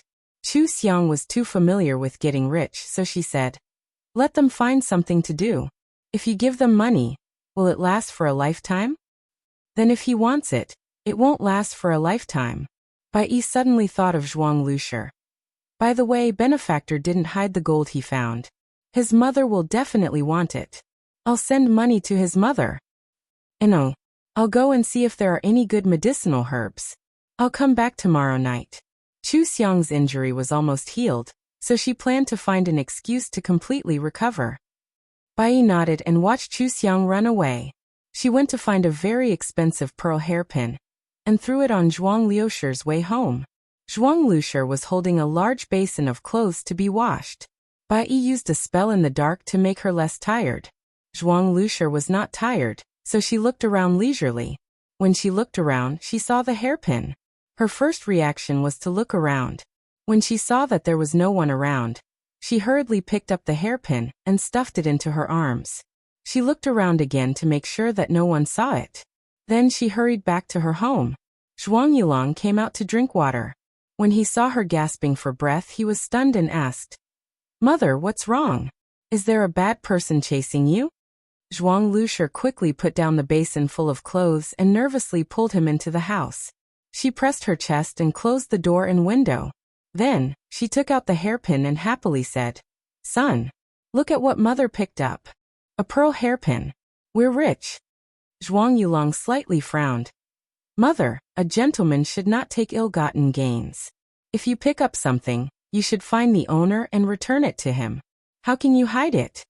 When Bai Yi saw Zhuang Luoshir showing the hairpin to Zhuang Yulong, she was worried. Benefactor didn't hide the gold he found. Isn't it in vain? She heard Zhuang Yulong say, "Yesterday, I also picked up a piece of gold. I've already handed it over to the government and asked them to help find the owner." Zhuang Luoshir didn't wait for him to finish and exploded. "What? You picked up gold? You handed over the gold? Are you stupid? If you give it to the government, isn't that the same as giving it to the county magistrate? Do you see the government looking for the owner? Why are you so stupid? How much money would that be? It would be enough for the two of us to spend for many years. My heart aches so much." Zhuang Yulong said righteously, "Mother, you always want me to be the master of Qing dynasty in the future. If I use this ill-gotten wealth now, how can I face others in the future? How could he become an official? How to judge a case fairly? Mother, I know it's been hard on you. Bear with it a little longer. When I pass the high scholar examination, I will definitely let you live a good life." Zhuang Luoshir had never been to school, so she didn't have much experience. When she heard what he said, she felt that it was reasonable. She was a little afraid that if she kept the hairpin, it would have a bad influence on her son. Holding the hairpin, she hesitated. Zhuang Yulong took the hairpin and asked, "Mother, where did you find it? I'll go and see if the owner is looking for it." I'm in the alley on the east side." Zhuang Luoshir gave up. After telling him her location, she said, "If the owner gives us some money to thank us for helping to find the item, you have to accept it. We deserve it." "Okay, Mother, you must be tired. Take a rest." Zhuang Yulong tidied up his clothes and went out. Bai Yi was annoyed. If she had known earlier, she would have found a time when Zhuang Yulong was not at home and let Zhuang Luoshir pick up the item. Now she couldn't do it. She ran out with Zhuang Yulong, intending to take back the hairpin. Unexpectedly, when she went over, she saw Zhuang Yulong supporting a girl who almost fell. Next to the girl was a maidservant who fell on the ground. She quickly got up and supported the girl. After the girl stood up, Her face was slightly red. She smiled and bowed to Zhuang Yulong to thank him. Zhuang Yulong took out the hairpin and asked, "Miss, are you looking for something here? Is this hairpin yours?" Bai Yi saw that the girl only hesitated for a moment before reaching out and taking the hairpin. "Yes, thank you for returning it." Zhuang Yulong smiled and said, "Miss is too polite. I'm relieved that it can be returned to its original owner. Miss, you should be careful in the future and don't lose any more valuable things. Then this one will take his leave." "Hey, young master, please wait," the girl asked shyly. "May I ask young master's name? This hairpin is my favorite thing. I want to thank young master." "No need, Miss is too polite. It's not worth mentioning." Of course. Bai Yi was very angry when she saw them exchange names there. That was obviously her hairpin. Who was that woman? How could she be so shameless? She actually recognized the hairpin. If it weren't for her injuries that hadn't healed and couldn't transform, she would have gone over to reason with her. Bai Yi couldn't bear it anymore. She didn't want her benefactor to be deceived by that woman. She quickly ran over and used her claws to grab the woman's skirt. How could the sharp claws of a demon not tear through cloth? A piece of the woman's skirt was immediately torn off. The woman screamed, and her face turned pale. The maidservant beside her hurriedly covered her. Zhuang Yulong's face also changed in shock. He pulled Bai Yi into his arms and sincerely apologized. "Miss Jiang, I'm sorry.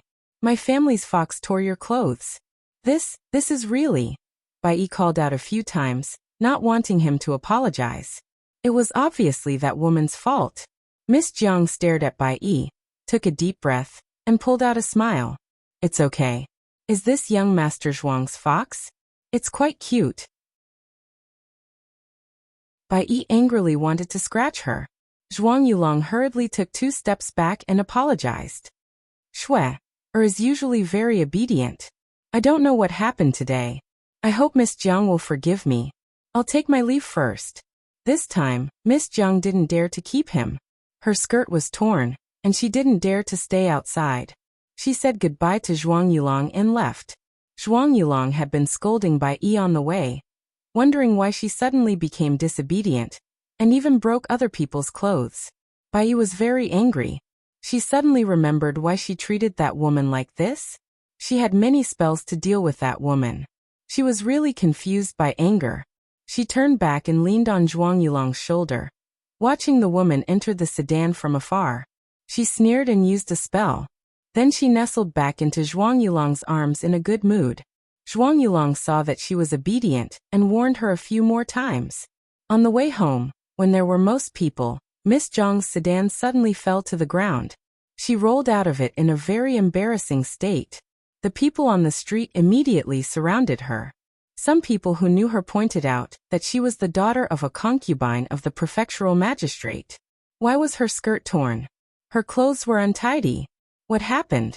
Miss Jiang covered her face and was helped up by the maidservant. Seeing so many people around her pointing at her, she cried on the spot. Bai Yi's hearing was good. When she heard her cry, she was relieved. She had destroyed the hairpin when Miss Jiang's servant girl was putting it away.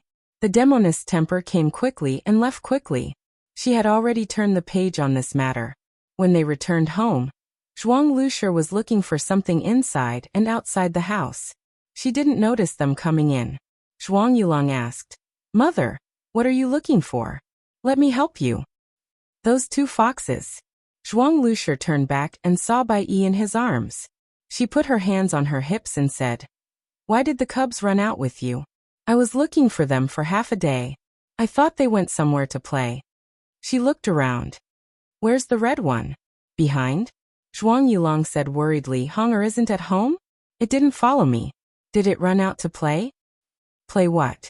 That fox is the laziest. It's basking in the sun. It doesn't even bother to eat. When did you see it play?" Zhuang Lushi said, "I've searched the house. It probably didn't want to stay and ran away. Fortunately, it didn't steal our chickens. Otherwise, we would have suffered a great loss." Zhuang Yulong looked outside the door and asked Bai Yi, "Where's Hong? Didn't she go with you? Why did she run around?" Of course, Bai Yi couldn't answer him. However, when Chu Xiang came back tomorrow night, They would see her. She wasn't in a hurry. Chu Xiang was now competing with a pair of silver fish. The fish were very nutritious, but even demons found it difficult to catch them. They were very agile and could only catch a shadow. Chu Xiang caught half of them. She wanted to adapt to the fox's movements and save some treasures in her space. Who knew that she couldn't catch them? She could only take out a few crystal nuclei and set up an array. He didn't see any changes in the water. Even Chu Xiang's formation was placed on the shore. However, the pair of silver fish seemed to be trapped in an extremely large net. No matter how hard they swam, they couldn't swim out. Chu Xiang strolled leisurely on the shore. When they were tired and slowed down a little, she was ready to catch them. At this time, a man suddenly appeared from the grass. His clothes were tattered like a beggar's. He stretched and smiled. The fox is very powerful. Where did you learn such an exquisite array? Chu Xiang was surprised. How long had this person been here? She didn't notice him. She immediately assumed a defensive posture and prepared to cast an offensive spell with her claws. The man raised his hand and smiled. Don't. Look at me. I just fought with someone and slept here for 3 nights. Obviously, I came first. I didn't mean to peek. Why are you angry? The man tentatively walked out of the grass. As he walked, he touched his chin and looked at the silver fish in the water. You should catch the fish. If you don't do it, the array will fail. Chu Xiang looked at him and slammed the 2 silver fish to the shore with a wave of her claws. She put the 2 silver fish into the space and stared at the man. She was thinking about whether to kill him or not. It didn't matter if she was seen taking things from the space.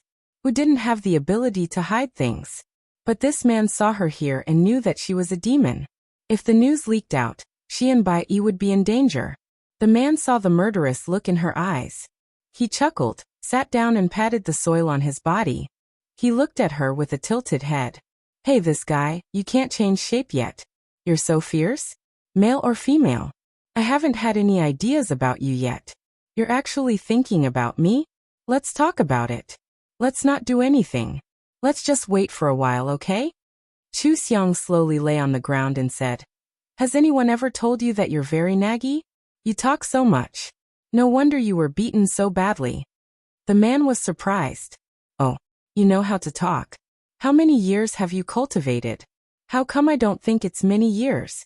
What treasure are you wearing? Are you hiding your cultivation? Hey, don't worry. I don't want your treasure. I'm just curious. Can you change shape? Generally, you learn how to set up arrays after changing shape, right? Then why don't you change shape? You keep your original shape because you're injured? Chu Xiang looked at him a few times. I'm also very curious.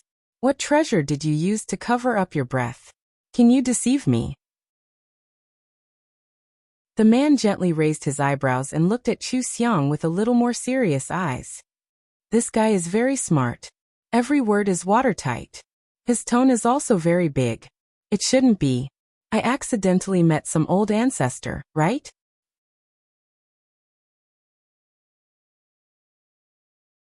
Chapter 179. The man couldn't get anything out of Chu Xiang, and of course, he wouldn't tell Chu Xiang what treasures he had. The 2 of them chatted for a while, and they both knew that the other was very difficult to deal with, so they both gave up the idea of probing each other. It seemed like the man hadn't talked to anyone for a long time, and he seemed to be in a very good mood. He took the initiative to reveal his name. My name is Li Yufeng. What's your name? Chu Xiang leisurely played with her tail while basking in the sun, and said, We just met by chance. Is there a need to tell me your name? Even if we meet by chance, we can still be friends. Don't we already know each other? What's wrong with having a name? Why don't you tell me what you do first? Chu Xiang was a little hungry. She stood up and looked around, planning to find something to eat. Li Yufeng smiled helplessly. You really don't want to lose out at all. You don't even want to tell me your name. Is there a need to be so mysterious? You don't have some special identity, right? Li Yufeng saw that Chu Xiang was about to leave, so he quickly stood up and said, Okay, I'll tell you. I'm a monster hunter. Chu Xiang immediately looked at him. Monster hunters were specialized in dealing with monsters, and they didn't allow monsters to stay in towns where people lived. This person was chatting with her so happily. If it weren't for this, she really wouldn't have been able to tell that he was a monster hunter. Li Yufeng immediately explained. I have my own principles. I only capture evil demons that commit crimes. Really, otherwise, I could have just sneak attacked you just now. Why would I come out and chat with you for so long? I just think that people are divided into good and evil. Some monsters are much scarier than monsters when they have bad intentions. Chu Xiang looked away and said, Who asked you so much? Even if you wanted to catch me, you might not be able to. Li Yufeng smiled and squatted down in front of her. You're really interesting. Every monster that sees a monster hunter is full of hatred, as if I've done something to them. Anyway, you're too calm. Hey, are you hungry? I think you're looking for something to eat, right? I know where to find delicious food. Don't foxes like to eat chicken? Let's go, I'll bring you to get some good meat. Of course, it was good to have someone to help him. Chu Xiang just followed him nonchalantly. Li Yufeng found a valley and quickly caught 2 pheasants. He happily said, Look, these aren't ordinary pheasants. These pheasants grew up eating good food. I've been thinking about them since I saw them 3 years ago. It's just that I was too sleepy back then and couldn't hold on. I planned to eat them when I woke up. You're in luck. Chu Xiang thought to herself, too sleepy? His injuries should be quite serious, right? However, she didn't expose him. She found a clean rock, jumped onto it, and laid down. Then I'll wait to taste it. All right. Li Yufeng raised the fire and stuffed a pile of seasoning leaves into the belly of the chicken. After he was done, he reacted half a beat later. Hey, why didn't you do it with me? Do I look like your servant? Chu Xiang wagged her furry tail. How can that be? Wasn't it normal for friends to help out? Capable people do more work. If it's delicious, then make more.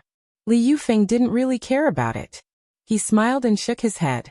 Then he used a wooden stick to roast the chicken over the fire. He looked at Chu Xiang through the fire. You should tell me your name now, right? Chu Xiang. Chu Xiang didn't feel any threat from him, so she straightforwardly told him her name. Chu Xiang. Li Yufeng repeated her name twice. He nodded and said, Got it. What are you doing around here? There are quite a lot of people in the city at the foot of the mountain. Are you just passing by? I used to live here, but I've never seen you before. Chu Xiang thought about the place she used to live. It was quite far. I was just passing by, so I was just playing around. How did you get beaten up? Did you run into a strong enemy when you were hunting monsters? Li Yufeng sighed. Just like I said, humans are much scarier than monsters when they're bad. I was besieged by 3 monster hunters. Heh, don't think that I'm good at it. Those 3 are even worse. They're probably still unconscious right now. Li Yufeng told her a lot of glorious stories about the 3 monster hunters. Time passed by unknowingly, and the 2 chickens were soon roasted. Don't be fooled by Li Yufeng's beggar-like appearance. His culinary skills were quite good. The aroma of the roasted chicken even attracted the wolves. However, both of them had cultivation, so they used their auras to intimidate the wolves and left. The roasted chicken was delicious, just like Li Yufeng's. These 2 chickens grew up eating good food. It was unknown whether they were lucky or unlucky, but in the end, they still became food. The sky gradually darkened, and the bonfire in the valley reflected a warm light. Chu Xiang and Li Yufeng also let down their initial guard and slowly became familiar with each other. Li Yufeng was a talkative person. He was also a monster hunter, so he knew about both the human world and the monster realm. He was also very familiar with other monster hunters. When Chu Xiang listened to him, she would always inadvertently obtain useful information. The original owner and Bai Yi had always been cultivating in the mountains. Their living environment was very simple, and their personalities were also very simple. They didn't know much about the outside world. Otherwise, they wouldn't have been so easily schemed against by the monster hunters. Therefore, her memory was lacking in this kind of information. Li Yufeng's appearance just happened to make up for this shortcoming. It could be considered an unexpected gain from this trip. The second was the food that Li Yufeng prepared for Chu Xiang. After he finished eating, he was thinking about the 2 silver fishes that Chu Xiang gave him. Those fishes are very nutritious. It's a waste for you to eat them. Why don't you give one to me? I'll give you something good to exchange for it. You see, you're injured and I'm also injured. We can take one each to heal our injuries.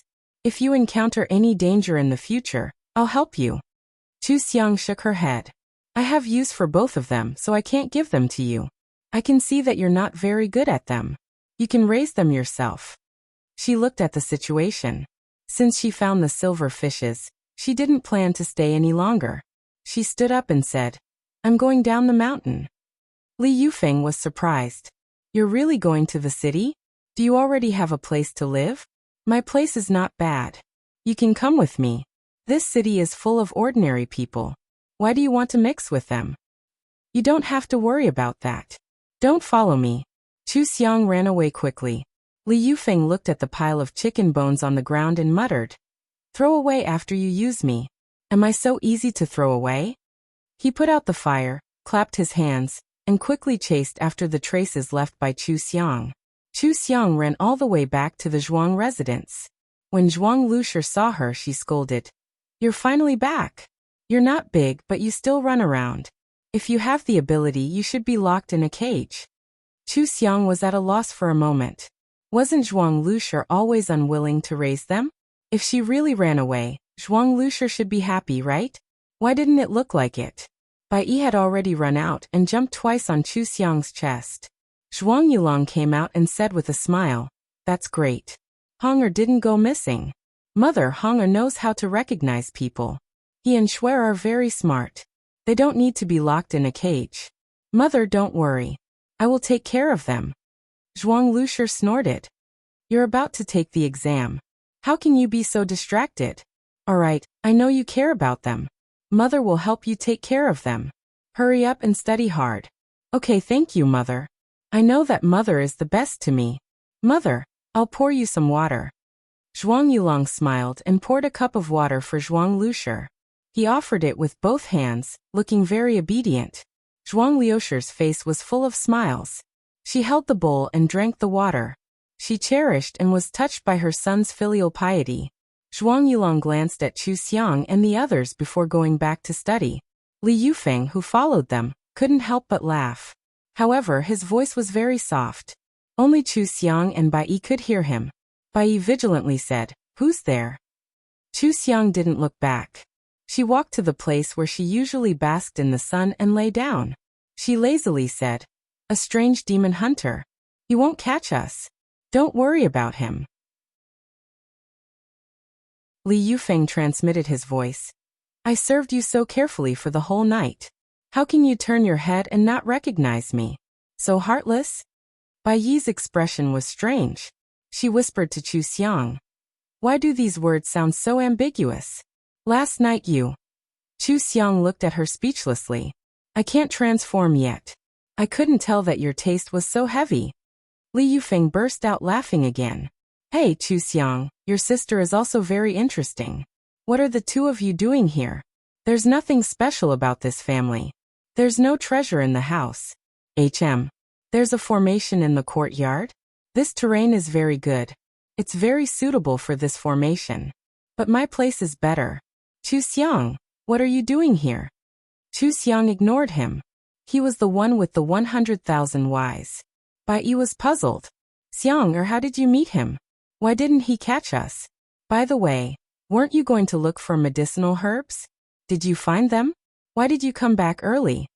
Chu Xiang told her about the silver fish and said, Tonight, when the mother and son of the Zhuang family are asleep, we'll go out and eat these 2 fish. After cultivating for a night, we'll be able to recover. In the future, we won't have to worry about injuries affecting our strength. Li Yufeng touched his chin and nodded. No wonder you didn't give me any treasures. It turns out that you want to heal with your sister. White Fox, Chu Xiang is very good to you. Why don't I have a brother who treats me wholeheartedly? Bai Yi snorted. Maybe it's because you're too noisy. No one can stand you. At this time, Zhuang Lushi came over with a cage and tried to catch them. Chu Xiang and Bai Yi jumped to the side at the same time and nimbly dodged. Zhuang Lushi rolled up her sleeves and frowned. My son still wants to take the exam and become a high-ranking official. You two things will only cause trouble for him. Go into the cage and stay obediently. Don't go out and run around. Look at how worried my son was last night. Chu Xiang was puzzled. What's wrong with her? Didn't she want us to run away before? Why does she want to lock us up again? Bai Yi angrily paced back and forth. Don't mention it. I'm really unlucky. I made a hairpin for her to pick up, but in the end, a shameless woman pretended to be me. She looked like she wanted to seduce Benefactor. I was so angry that I taught her a lesson. Benefactor felt that I was too wild and should be disciplined. This woman also felt that we were disobedient and were delaying Benefactor's study, so she wanted to lock us up. Li Yufeng said, Wait, Benefactor? You're staying here to repay kindness? No wonder you're willing to stay in this place. White Fox, who did you teach a lesson to? I have to ask around. What you demons think of as a lesson might not necessarily be a lesson to humans. It might be a disaster. Remember, you have to live in a crowd and keep a low profile. Otherwise, if you're suspected, it will be very troublesome to find a demon catcher to deal with you.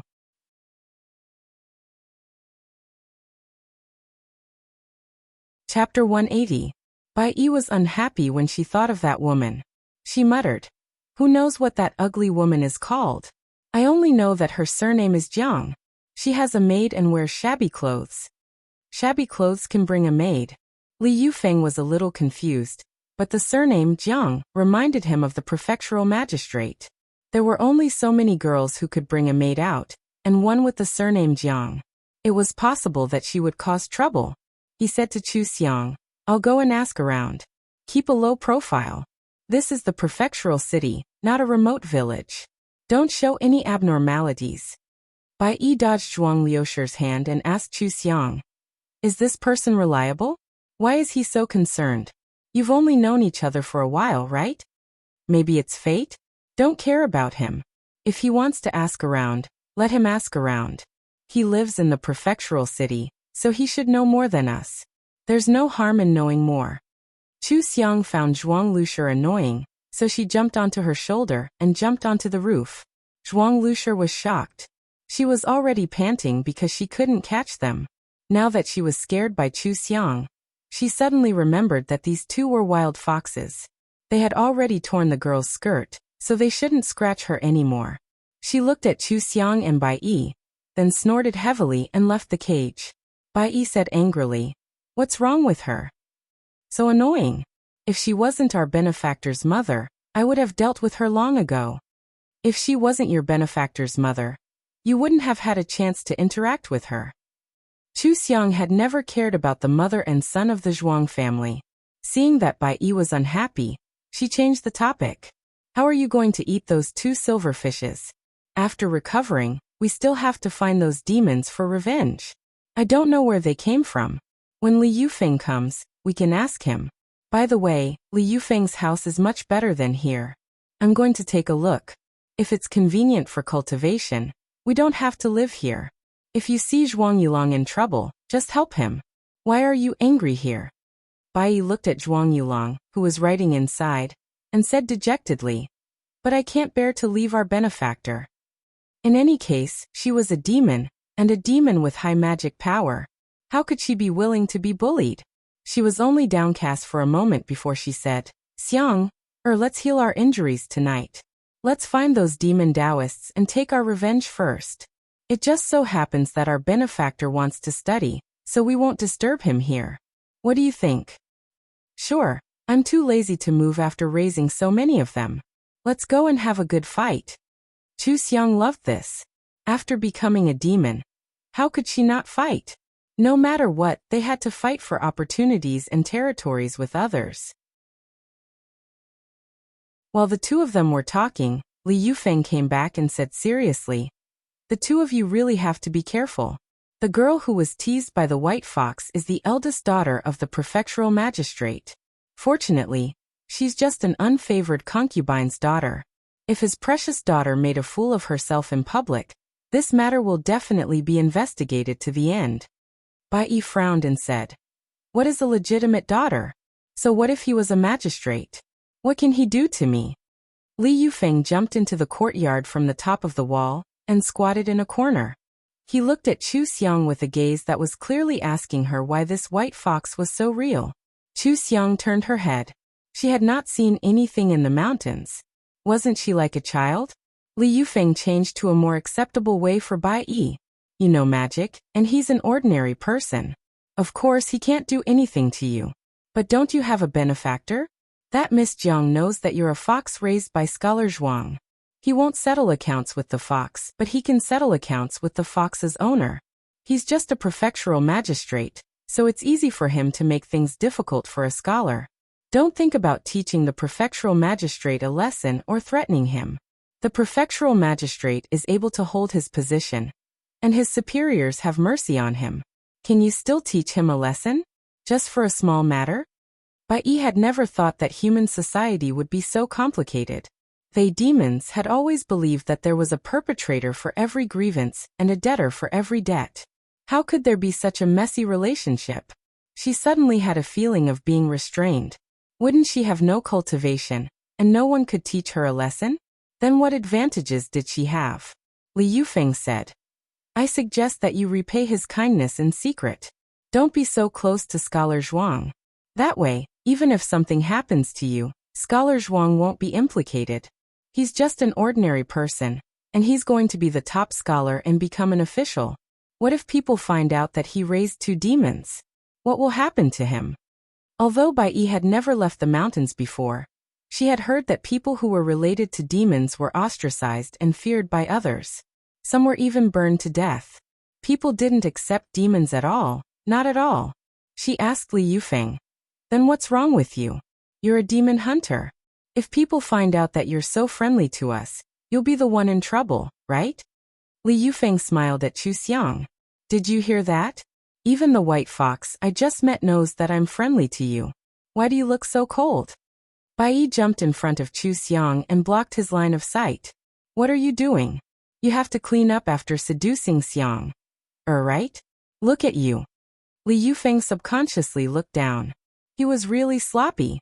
When he realized what he was doing, he looked up speechlessly. What are you thinking? Why am I seducing a fox? Hey, are you fox spirits especially sensitive to this kind of thing? Bai Yi was mainly thinking about what he said before, about serving Chu Xiang for a night, and unknowingly, she was a little perverted. Moreover, foxes were very sensitive in this aspect. They even had a special charm technique.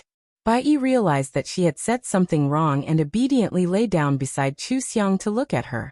Chu Xiang, I think we can go take a look, but let's do it tomorrow. There's no rush.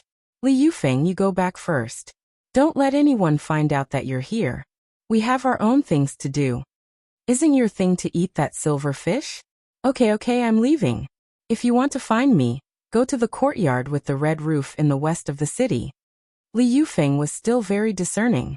He knew that his identity as a demon hunter was on the opposite side of the 2 demons.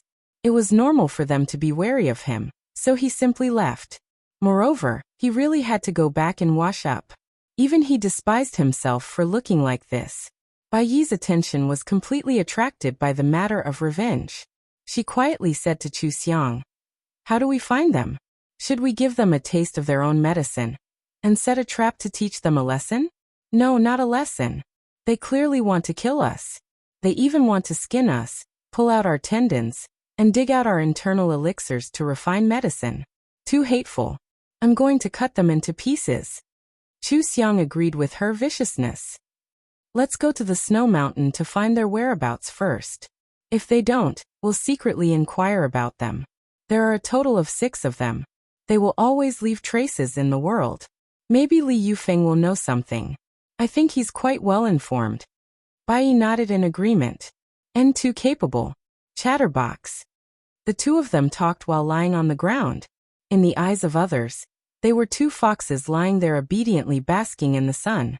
One was red and one was white. They were very beautiful. Zhuang Lushi finished cooking and came out of the kitchen. When she saw the 2 beautiful foxes, she unconsciously held her breath.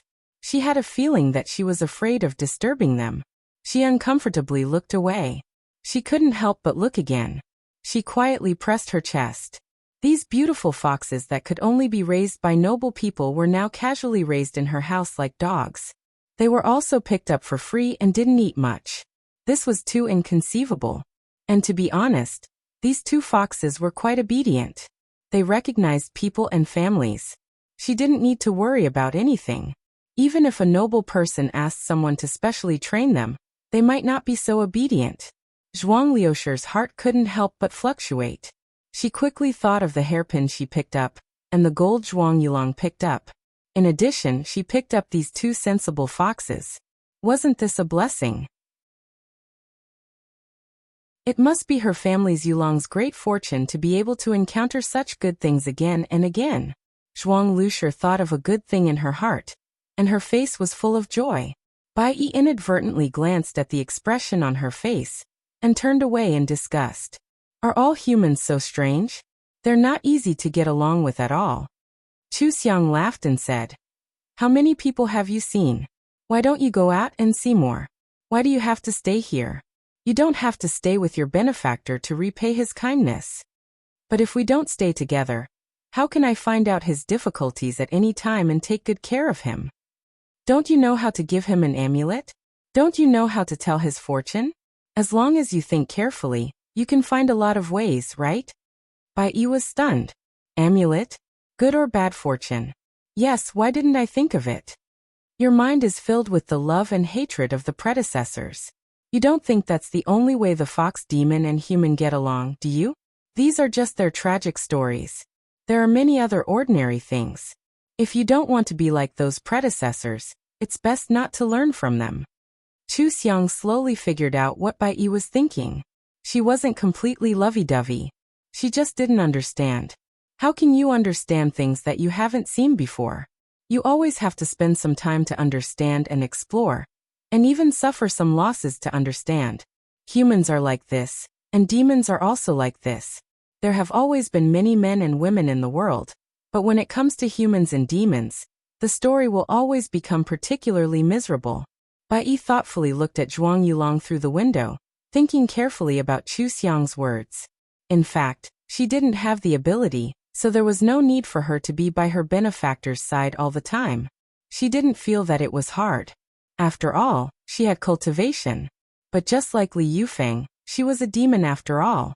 If she was exposed or offended someone, wouldn't she implicate her benefactor? She shouldn't stay by her benefactor's side.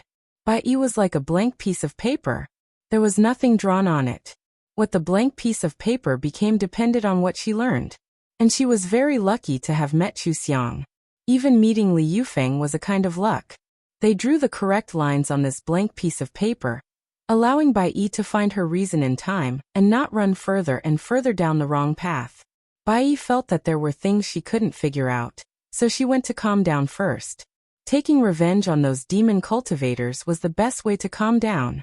At night, after the mother and son of the Zhuang family fell asleep, Bai Yi impatiently urged Chu Xiang to go out. Let's quickly eat the silver fish and cultivate well to repair the inner core. Chu Xiang threw out a few stones and divined. While looking at the divination, she said, "Don't worry. Let's find an auspicious location. We can't let anyone disturb us. Where is the location?" Bai Yi also came over to look at the divination. Chu Xiang narrowed her eyes. The divination shows our auspicious location is in the west of the city. West of the city? Doesn't that strange demon cultivator live in the west of the city? He seems to be thinking about our silverfish. Right, he's a demon cultivator. He won't sneak attack us while we're healing, right? If we get injured again, it'll be very difficult for us to heal. Bai Yi was a bit worried. After all, she hadn't interacted with Li Yufeng before. She just instinctively rejected demon cultivators. Chu Xiang looked at the divination and muttered, "We've been connected time and time again. Perhaps it's really fate." Cultivators were most wary of going against the flow. Every living creature had its own fate. Going against the flow when something happened might just be a trial arranged by the higher-ups. Therefore, the most important thing in cultivation was to not ignore the people and things that were fated to happen. Whether it was good karma or bad karma, it was a kind of tie. Perhaps this Li Yufeng was also a kind of fate. It was just unknown whether it was good or bad. Chu Xiang was very brave. She immediately said, "Let's go find the red roof and see if it's the auspicious location. If it is, then let's have the demon cultivator protect us this time."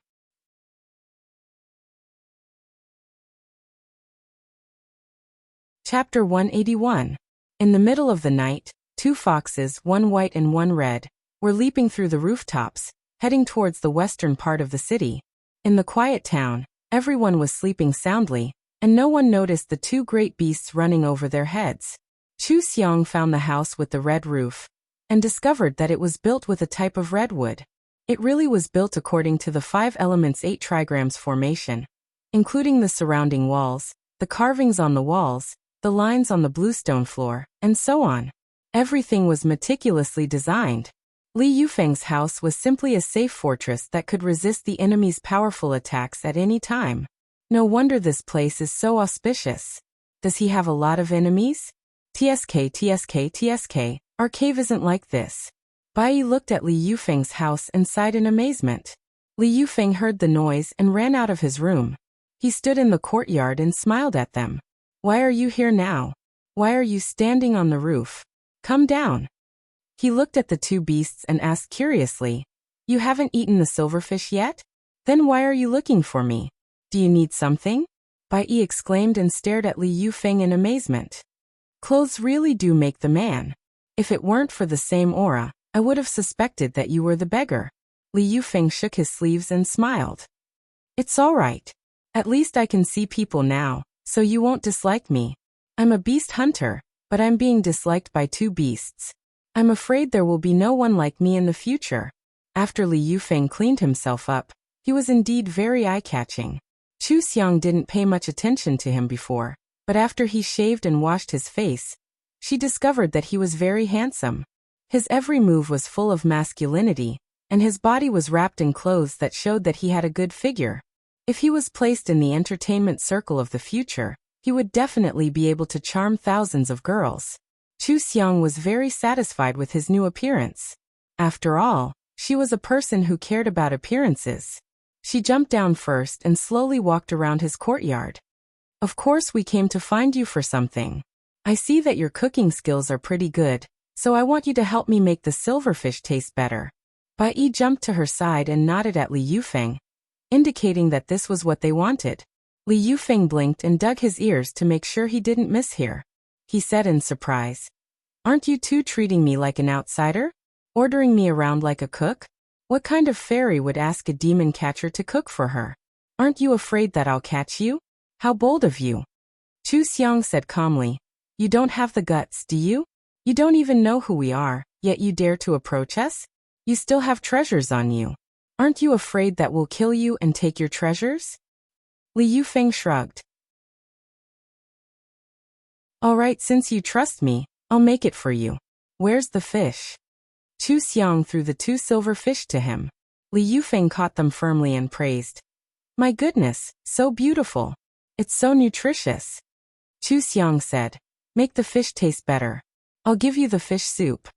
Li Yufeng looked at her and shook his head with a smile. "All right, you guys eat meat and I'll drink soup. Just wait." He carried the 2 silver fish into the kitchen. Bai Yi hurriedly waved her claws to set up a soundproof enchantment. She hurriedly said, "Xiang'er, why did you really give him the silver fish? If he does something or doesn't give it to us, then we'll suffer a big loss." "It doesn't matter. We have to test his background before letting him guard us. This kind of natural test is the most realistic. Losing the silver fish is better than losing the internal elixir, isn't it?" Chu Xiang was already inclined to believe that Li Yufeng was harmless. Even if she used the silver fish to test him, she didn't think there would be any problems. Besides, what didn't she have in her space? Even if she didn't have it, she could still find it. She could still afford to lose 2 silver fish. Bai Yi saw her like this and didn't say anything.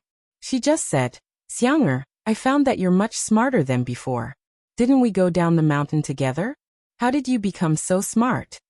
Chu Xiang casually said, "Maybe I was this smart before, but there was nothing to do in the mountain. I cultivated all day long and didn't have a chance to show it. Bai Yi smiled and said, yes, it's different when you go down the mountain. So many things were arranged by you. If you let me make a decision, I'm afraid I'll make a mess of everything. She went forward and rubbed Chu Xiang's fur. Xianger, it's great to have you here. Chu Xiang took the opportunity and said, then you should listen to me more in the future. Don't talk about benefactors. It's easy to lose your head if you pay too much attention to one person. After cultivating for so many years, you can't be like those seniors and fall in love. Bai Yi curiously said, the seniors all say that the most difficult thing for us fox spirits is love. Xianger, do you think it's true? Do I have to experience love and hate? Experience is experience. The most important thing is to be able to walk out. What's there to be afraid of with a little experience? Don't be like some people who fall in and can't walk out. Chu Xiang looked at her and reminded. Is cultivation hard? Is it painful? So what? You can still continue to cultivate after being cured. It's the same with love. So what if it hurts? So what if you're sad? You can go on well after enduring it. Bai Yi solemnly nodded. I remember. Xianger, we've been together for most of the time. You're the most important person to me. As long as I remember this, I'm not afraid of not being able to walk out. If one day I really lose my head, Xianger, you can hit me to wake me up. Don't worry, I won't be lenient. I'll definitely hit you until you wake up. The two looked at each other and smiled. Bai Yi said, you're really going to hit me? The two chased each other around the courtyard. Without leaving a trace, they checked all the places in Li Yufeng's house. The tacit understanding they had for many years was gone. Chu Xiang had all the memories of the original owner, so she and Bai Yi only needed a glance and a movement to understand each other's meaning. While Li Yufeng was cooking, they explored his house. Chu Xiang even secretly laid down 2 traps to prevent this demon hunter from attacking them. One must always be on guard against others, and Chu Xiang had never lacked the heart to guard against others. Even if she already believed in Li Yufeng, she still had to be fully prepared. After Li Yufeng finished cooking the silver fish, he gave one to each of them. His cooking skills were really good. The silver fish looked, smelled, and tasted good.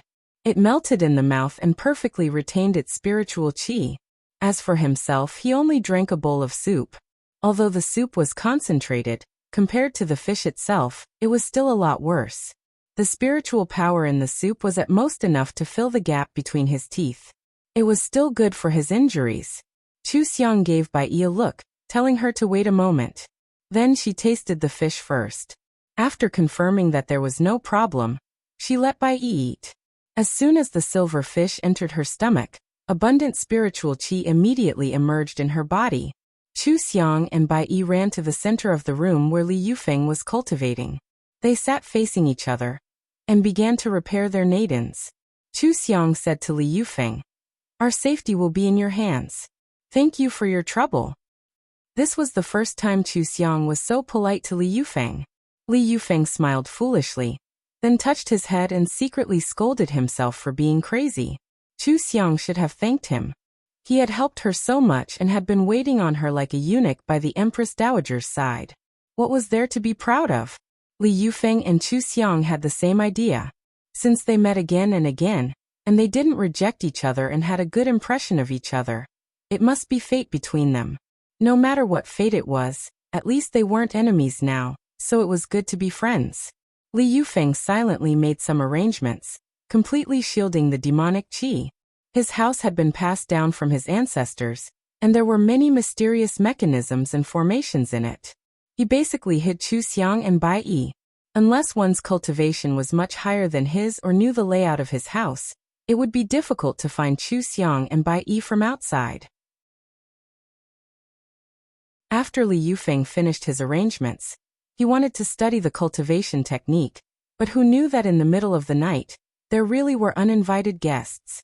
3 Taoist priests knocked on the door and transmitted their voices. Is this Li Yufeng's residence? We have something to ask.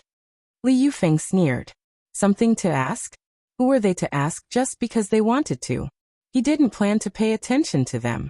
He drank some tea and wanted to continue reading, But the stinky Taoist priest knocked on the door again.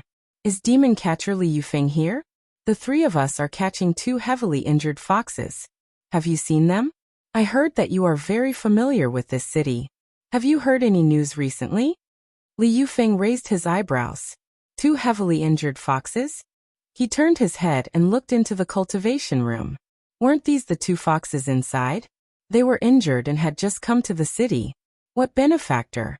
Of course, they would only have benefactors when they were in trouble. So they were actually beaten by this Taoist priest?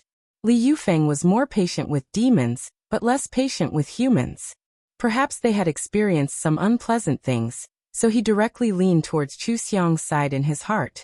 He got up and opened the door. He smiled faintly and said, "Three Taoist priests came to visit so late at night. Sorry for not going out to meet you. Come in and have a seat." The leading Taoist priest flicked his horsetail whisk and said with a cold face, "No need. You just need to tell us, have you seen any traces of two fox demons?" No. Li Yufeng seemed to think seriously for a moment. There haven't been any demons in this city recently. I am still very strict. If two fox demons appeared, I would have gone to catch them long ago. The Taoist priest nodded in agreement. These two fox demons are evil. One of them is red and the other is white. Both of them have hundreds of years of cultivation. Although they have been heavily injured by us, their strength is still not to be underestimated. You have to be careful. Once you find any traces of them, tell us immediately. It is safer for us to catch them. Li Yufeng naturally agreed. If I see them, I will tell you immediately. It's already so late. Would you like to come in and rest for the night before leaving? No, thank you. We still have important matters to attend to, so we will take our leave now. The Taoist priests were anxious to find Chu Xiang and the others to dig out their inner cores. They wanted to take advantage of this situation to take their lives. How could they be willing to delay here? Since the demon hunters in this town didn't find them, it meant that they didn't come to this town at all. They had to quickly go to other towns to look for them. They couldn't let those two fox demons escape. They lost because they didn't think that a demon hunter would help cover up the truth about two fox demons. Therefore, they left without any worries. The demons they were looking for were just a few steps away from them, but they didn't know about them at all. They anxiously went to the next town. Li Yufeng had already observed the characteristics of the three Taoist priests and matched them with the people he knew. These Taoist priests were like a group that rejected outsiders. They would share all the good things they had, and their cultivation speed was very fast. It was just that he didn't know how Chu Xiang and Bai Yi had provoked them. It wasn't good to be targeted by them.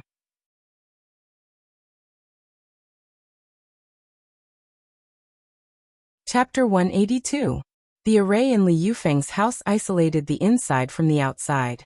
Not only did the three Taoists not discover Chu Xiang and the others, but Chu Xiang and the others also didn't know that their enemies had just come and were so close to them, at a critical moment when they were healing. Chu Xiang's injuries were almost healed. After eating the silver fish and releasing her spiritual power, the cracks on her nightin were completely repaired.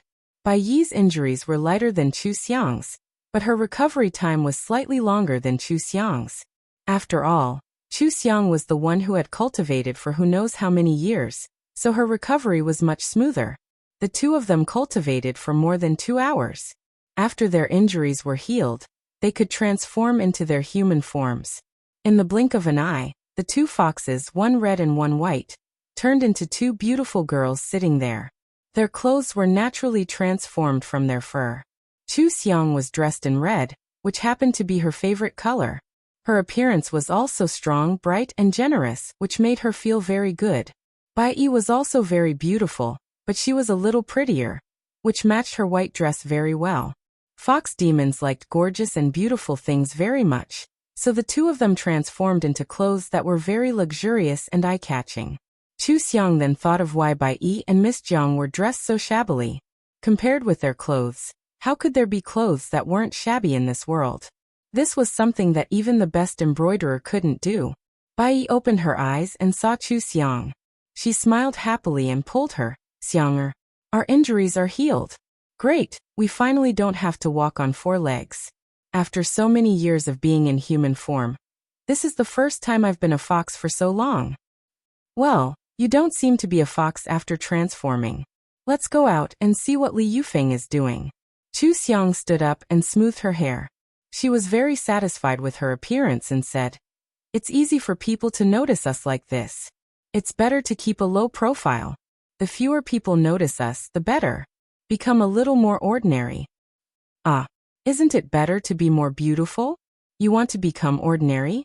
Bai Yi didn't wait for Chu Xiang to answer and said, "Okay, I'll listen to you. I think you're right about everything." Bai Yi smiled and took Chu Xiang's arm, intimately saying, "Xiang, you're so nice, I feel like you're my elder sister." "Then why don't you call me sister?" Chu Xiang fiddled with her sleeves. "There's no need to change it for the time being. There's no one else here. Let's ask Li Yufeng about the situation, and go outside to transform. Let's go and see if Li Yufeng knows about those stinky Taoists. Yes, since they dared to scheme against us, we'll make them regret it for the rest of their lives." When Bai Yi mentioned those people, her teeth itched with hatred, and her face turned cold. Chu Xiang patted her hand, raised her eyebrows and smiled. "What are you angry about? Now that our injuries have healed, they are the ones who should escape. Let's go and settle the score with them." As they walked out of the door, Li Yufeng happened to hear the word, "settle accounts," and raised his head in confusion. "Settle accounts? Who should I look for?" He couldn't take his eyes off Chu Xiang's face and couldn't help but reveal a stunned expression. He didn't even finish his sentence. Bai Yi giggled and waved her hand in front of him. "Hey, come back to your senses. What are you doing? Looking at our Xiang in a daze?" Chu Xiang also smiled faintly. "Did you forget that you're a demon hunter? You can be so fascinated by looking at demons. Haven't you seen a good-looking demon before?" "I've seen, but I've never seen one as good-looking as you." Li Yufeng was also very talkative. He went along with the conversation and praised her. Then he said seriously, "I'm sorry to offend you, but this is the first time I've seen a fox demon. Is it true that their appearance is better than other demons?" "Of course, just look at the two of us and you'll know. Thank you for protecting us. Are you all right?" Chu Xiang had experienced too many worlds and had been a top idol before. She had long become accustomed to other people's stunned gazes and didn't feel shy or uncomfortable at all. She calmly sat opposite Li Yufeng and poured herself a cup of tea. Li Yufeng thought of the 3 Taoists and immediately said, "Just now when you were healing, 3 Taoists came looking for 2 heavily injured foxes, one red and one white." He looked at them and saw that Bai Yi's expression had changed, as if it was filled with hatred. Chu Xiang didn't have much of a reaction, and only asked him which direction the Taoists went. Li Yufeng pointed them in the direction. "What are you doing? Are you still going to chase after them? Can you do it? Don't come back injured, the silver fish is gone." Bai Yi said angrily. "What else can we do? Are we going to let them slip away like this?" Li Yufeng shrugged. "But didn't you get injured by them? What can you do if you recklessly chase after them now? Maybe you'll get injured again." "Crow's beak." Bai Yi muttered and touched Chu Xiang's arm. "Xiang, what about you? Are you going to chase? There's no rush. Let's ask about the situation first." Chu Xiang looked up at Li Yufeng. "Do you know them? Or have you heard of them?" "With us." Li Yufeng suddenly realized. "You're willing to treat me as a friend because you're waiting for me here, right? You want me to tell you all this nonsense?" Chu Xiang smiled and said, "Then do you want to tell us? Don't you like people talking to you? We're talking to you now. Don't you want to?" "I want to." Okay. Li Yufeng thought for a moment and began to tell them what he knew. Those Taoists were not active in this area. Li Yufeng only knew them from hearsay and had never interacted with them. But from the information he heard, there were 6 people in this Taoist group. Among them, one was very good at drawing talismans, one was very good at setting up arrays, and one was very good at using swords. The remaining 3 were slightly weaker than them and mainly cooperated with them. These 6 Taoists didn't have a good reputation because they weren't very friendly to people. When interacting with them, it always felt like you owed them money. They were like smelly and hard stones in a latrine pit. Li Yufeng even gave a detailed example of how he met the three Taoists, and described their rudeness quite vividly. However, the biggest advantage of these 6 Taoists was that they didn't have a good relationship with others. If the 6 of them were really destroyed together, then so be it. No one would take revenge for them. On the contrary, people might even steal the good things they collected. Li Yufeng learned more, and Chu Xiang also obtained more information. She slowly analyzed and deduced the goal of the 6 Taoists. It seemed like they wanted to dig out their inner cores to refine medicine for one of the 6 people. That person was poisoned and didn't have long to live. If they could use the inner core of a great demon to refine medicine, they would recover in a few days. The inner core of a great demon was very difficult to obtain. The 6 Taoists should have looked for it for a long time. In the end, because the original owner and Bai Yi lived in the mountains all year round and had a pure temperament, they targeted them and deliberately set up a trap to kill them. Bai Yi angrily said, "What are they? Are they worthy of being righteous people? They're far worse than us demons." Li Yufeng sighed. That's why I said that there are good and bad demons, and there are also good and bad humans. Why are you so obsessed with being a human or a demon or something else? It's fine as long as you distinguish between good and bad." Chu Xiang's finger lightly tapped on the table for a moment and said, "Now that they're moving separately, their battle strength is reduced by half. Moreover, they came here today and they believe Li Yufeng's words. They believe that we're not in this area and will definitely let down their guard. Today is the best time to kill them. Are you going?" "Let's go." Bai Yi didn't hesitate and immediately stood up. "We must take revenge for this, the sooner the better." Chu Xiang nodded.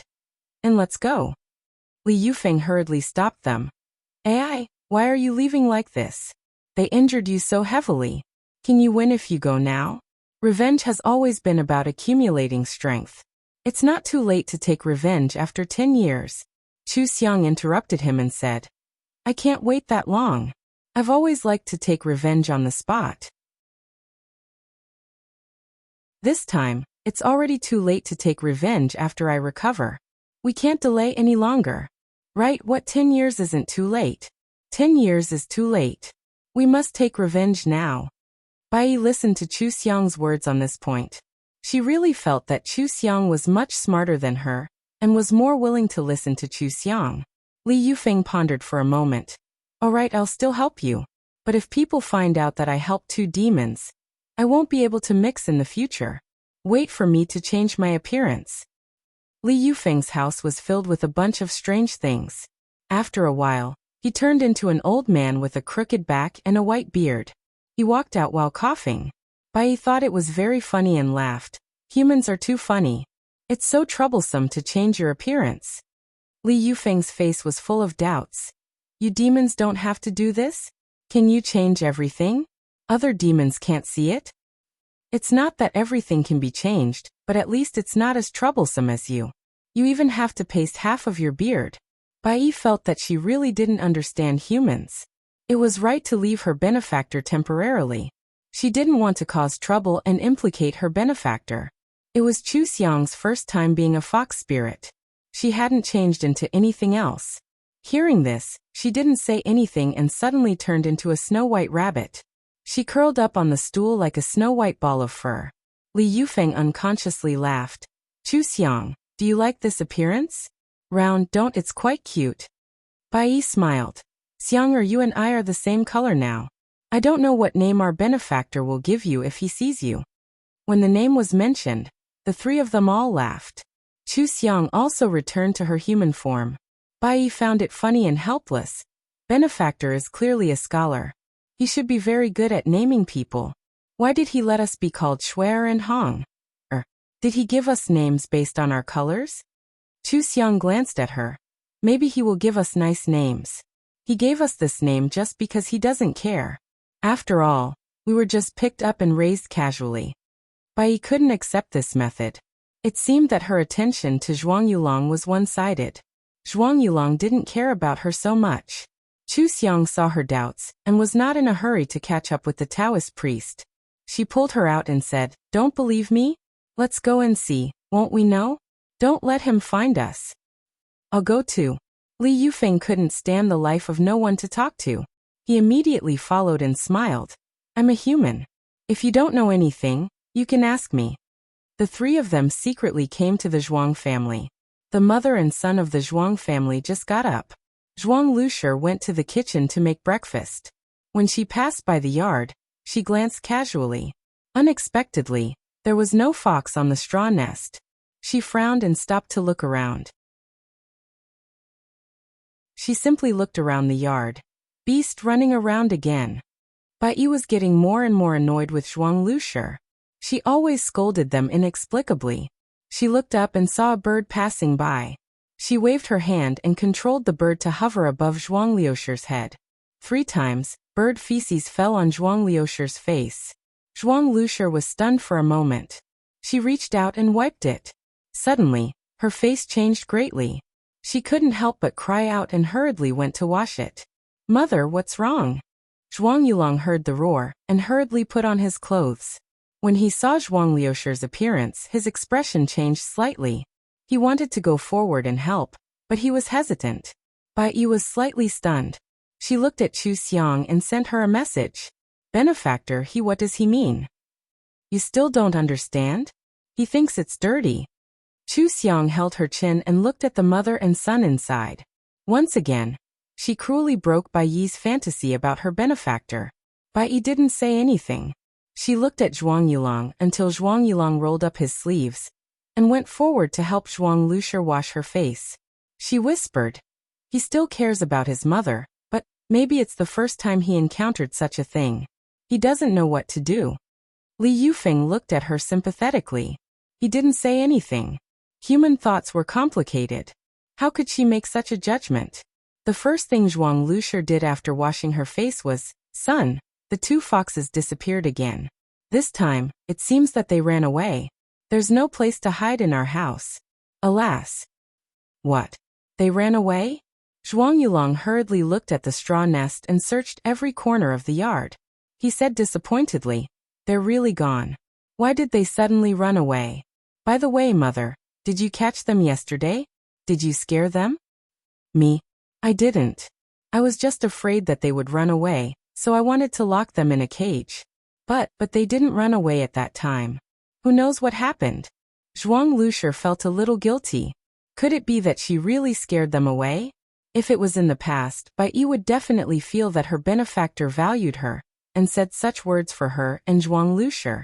But perhaps because she had been taught too much by Chu Xiang, her first reaction this time was actually, if Zhuang Yulong was like this to his own mother, then wouldn't he be even worse to others? If there were other foxes in the future, would Zhuang Yulong blame her for that fox? Zhuang Yulong was still talking to Zhuang Lushi. Mother, we were good at that time. I raised them. Why do you always have problems with them? They didn't get in your way. Zhuang Lushi was speechless. Yes, they didn't get in my way, but I did it for you. You see, you're always distracted by their matters. I was afraid that they would run away and upset you. Didn't I want to lock them up so that you can see them at any time? You see how upset you are now. Do you still have the mood to study? When it came to studying, Zhuang Lushi became more confident and her voice became louder. Do you still want to take the imperial examination?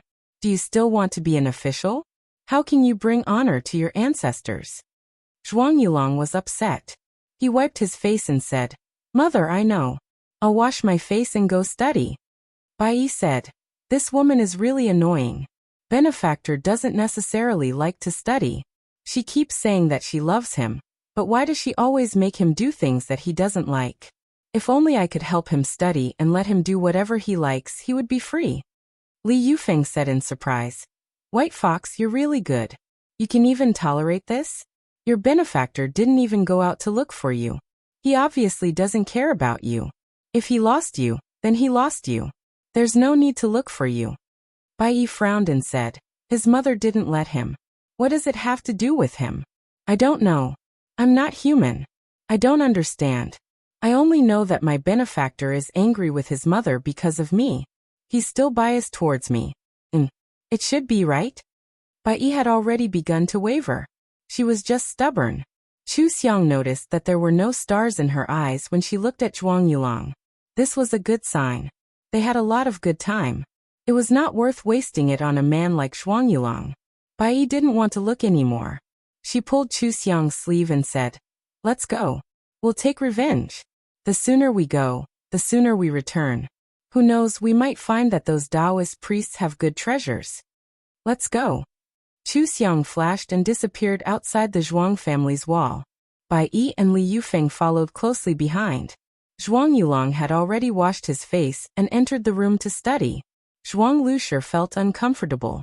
She always felt that her son was not as obedient as before. She made breakfast and brought it in for Zhuang Yulong. Zhuang Yulong didn't say anything. He quickly finished eating, gave her the empty bowl, and continued to study. It was as if he was angry. Didn't she want him to study? Then he would keep reading. Zhuang Lushi sighed. She carefully folded the clothes that had been washed and dried. She carried them to the employer and planned to receive new clothes. This time she didn't know why, but she felt that walking wasn't as easy as before. It was as if things had suddenly become heavy. She didn't know that in the past, Bai Yi would take special care of her and not let her be too tired. She was afraid that Zhuang Yulong would feel distressed. Now that Bai Yi wasn't here, everything in the Zhuang family returned to normal. Zhuang Lushi felt a little uncomfortable. She struggled to carry a large basin of clothes back. When she walked into an alley, she met a servant girl. The servant girl directly blocked her path and smiled. "Are you Scholar Zhuang's mother?" "Scholar Zhuang helped my eldest sister before. My eldest sister wants to thank Scholar Zhuang. It's just that it's inconvenient between men and women, so my eldest sister didn't come. Instead, she asked me to ask you if your family's fox is for sale. The price is good." Zhuang Lushi was stunned. "Ah, fox. Your eldest sister wants to buy it?" The servant girl nodded. "Yes. My eldest sister plans to buy the fox. This way, your family won't have to worry about taking care of it. Scholar Zhuang is about to participate in the imperial exam. It's not good to be distracted by playing with the fox, right? My eldest sister will definitely take good care of it.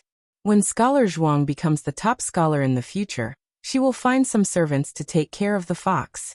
At that time, Scholar Zhuang will have the leisure to appreciate it, right?" Zhuang Lushi was very tempted. But the fox had already run away. She didn't know where it went. How could she take it out? She hesitated to think about the truth, but the servant girl misunderstood. The servant girl smiled and stuffed 10 taels of silver into her hands. "This is the down payment. When you get the fox, I'll give you another 50 taels. Please think about it carefully. This is also for Scholar Zhuang's good. It's not like you're doing anything to the fox. You're just letting my eldest sister take care of it. Don't worry, the servants in our residence will take good care of the fox. Even if you regret it in the future, you can still take the fox back. After all, my eldest sister mainly wants to repay your kindness and solve Scholar Zhuang's problem." Zhuang Lushi stared at the 10 taels of silver and couldn't move. 10 taels of silver. 10 taels of silver. She usually worked herself to death washing clothes, and didn't earn much money.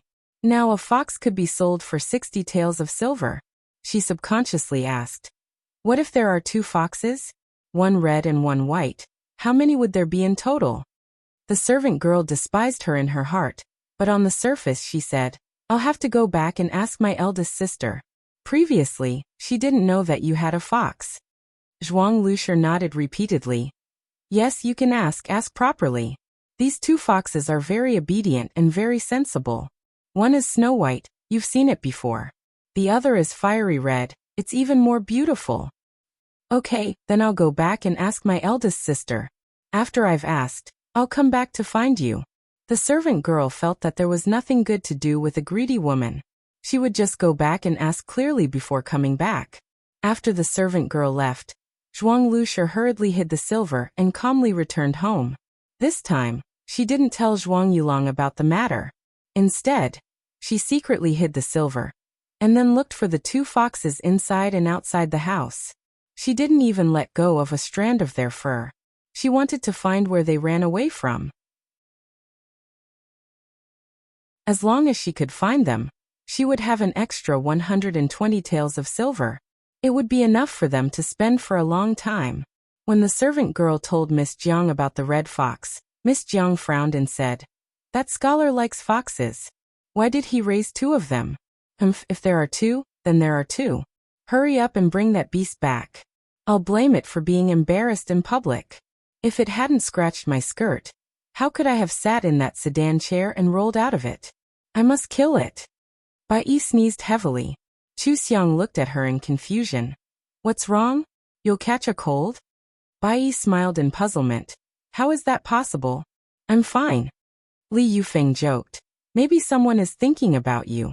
You'll be like this when you hear someone talking about you." Bai Yi's mood suddenly improved. "Then it must be my benefactor talking about me. Other than him, no one else wants me to go back." Chu Xiang squatted on the ground and observed the traces left by the Taoist priest. She stood up and said, "Then let's hurry up. After we get rid of them, we can still rush back for dinner. At that time, you can play with your benefactor again."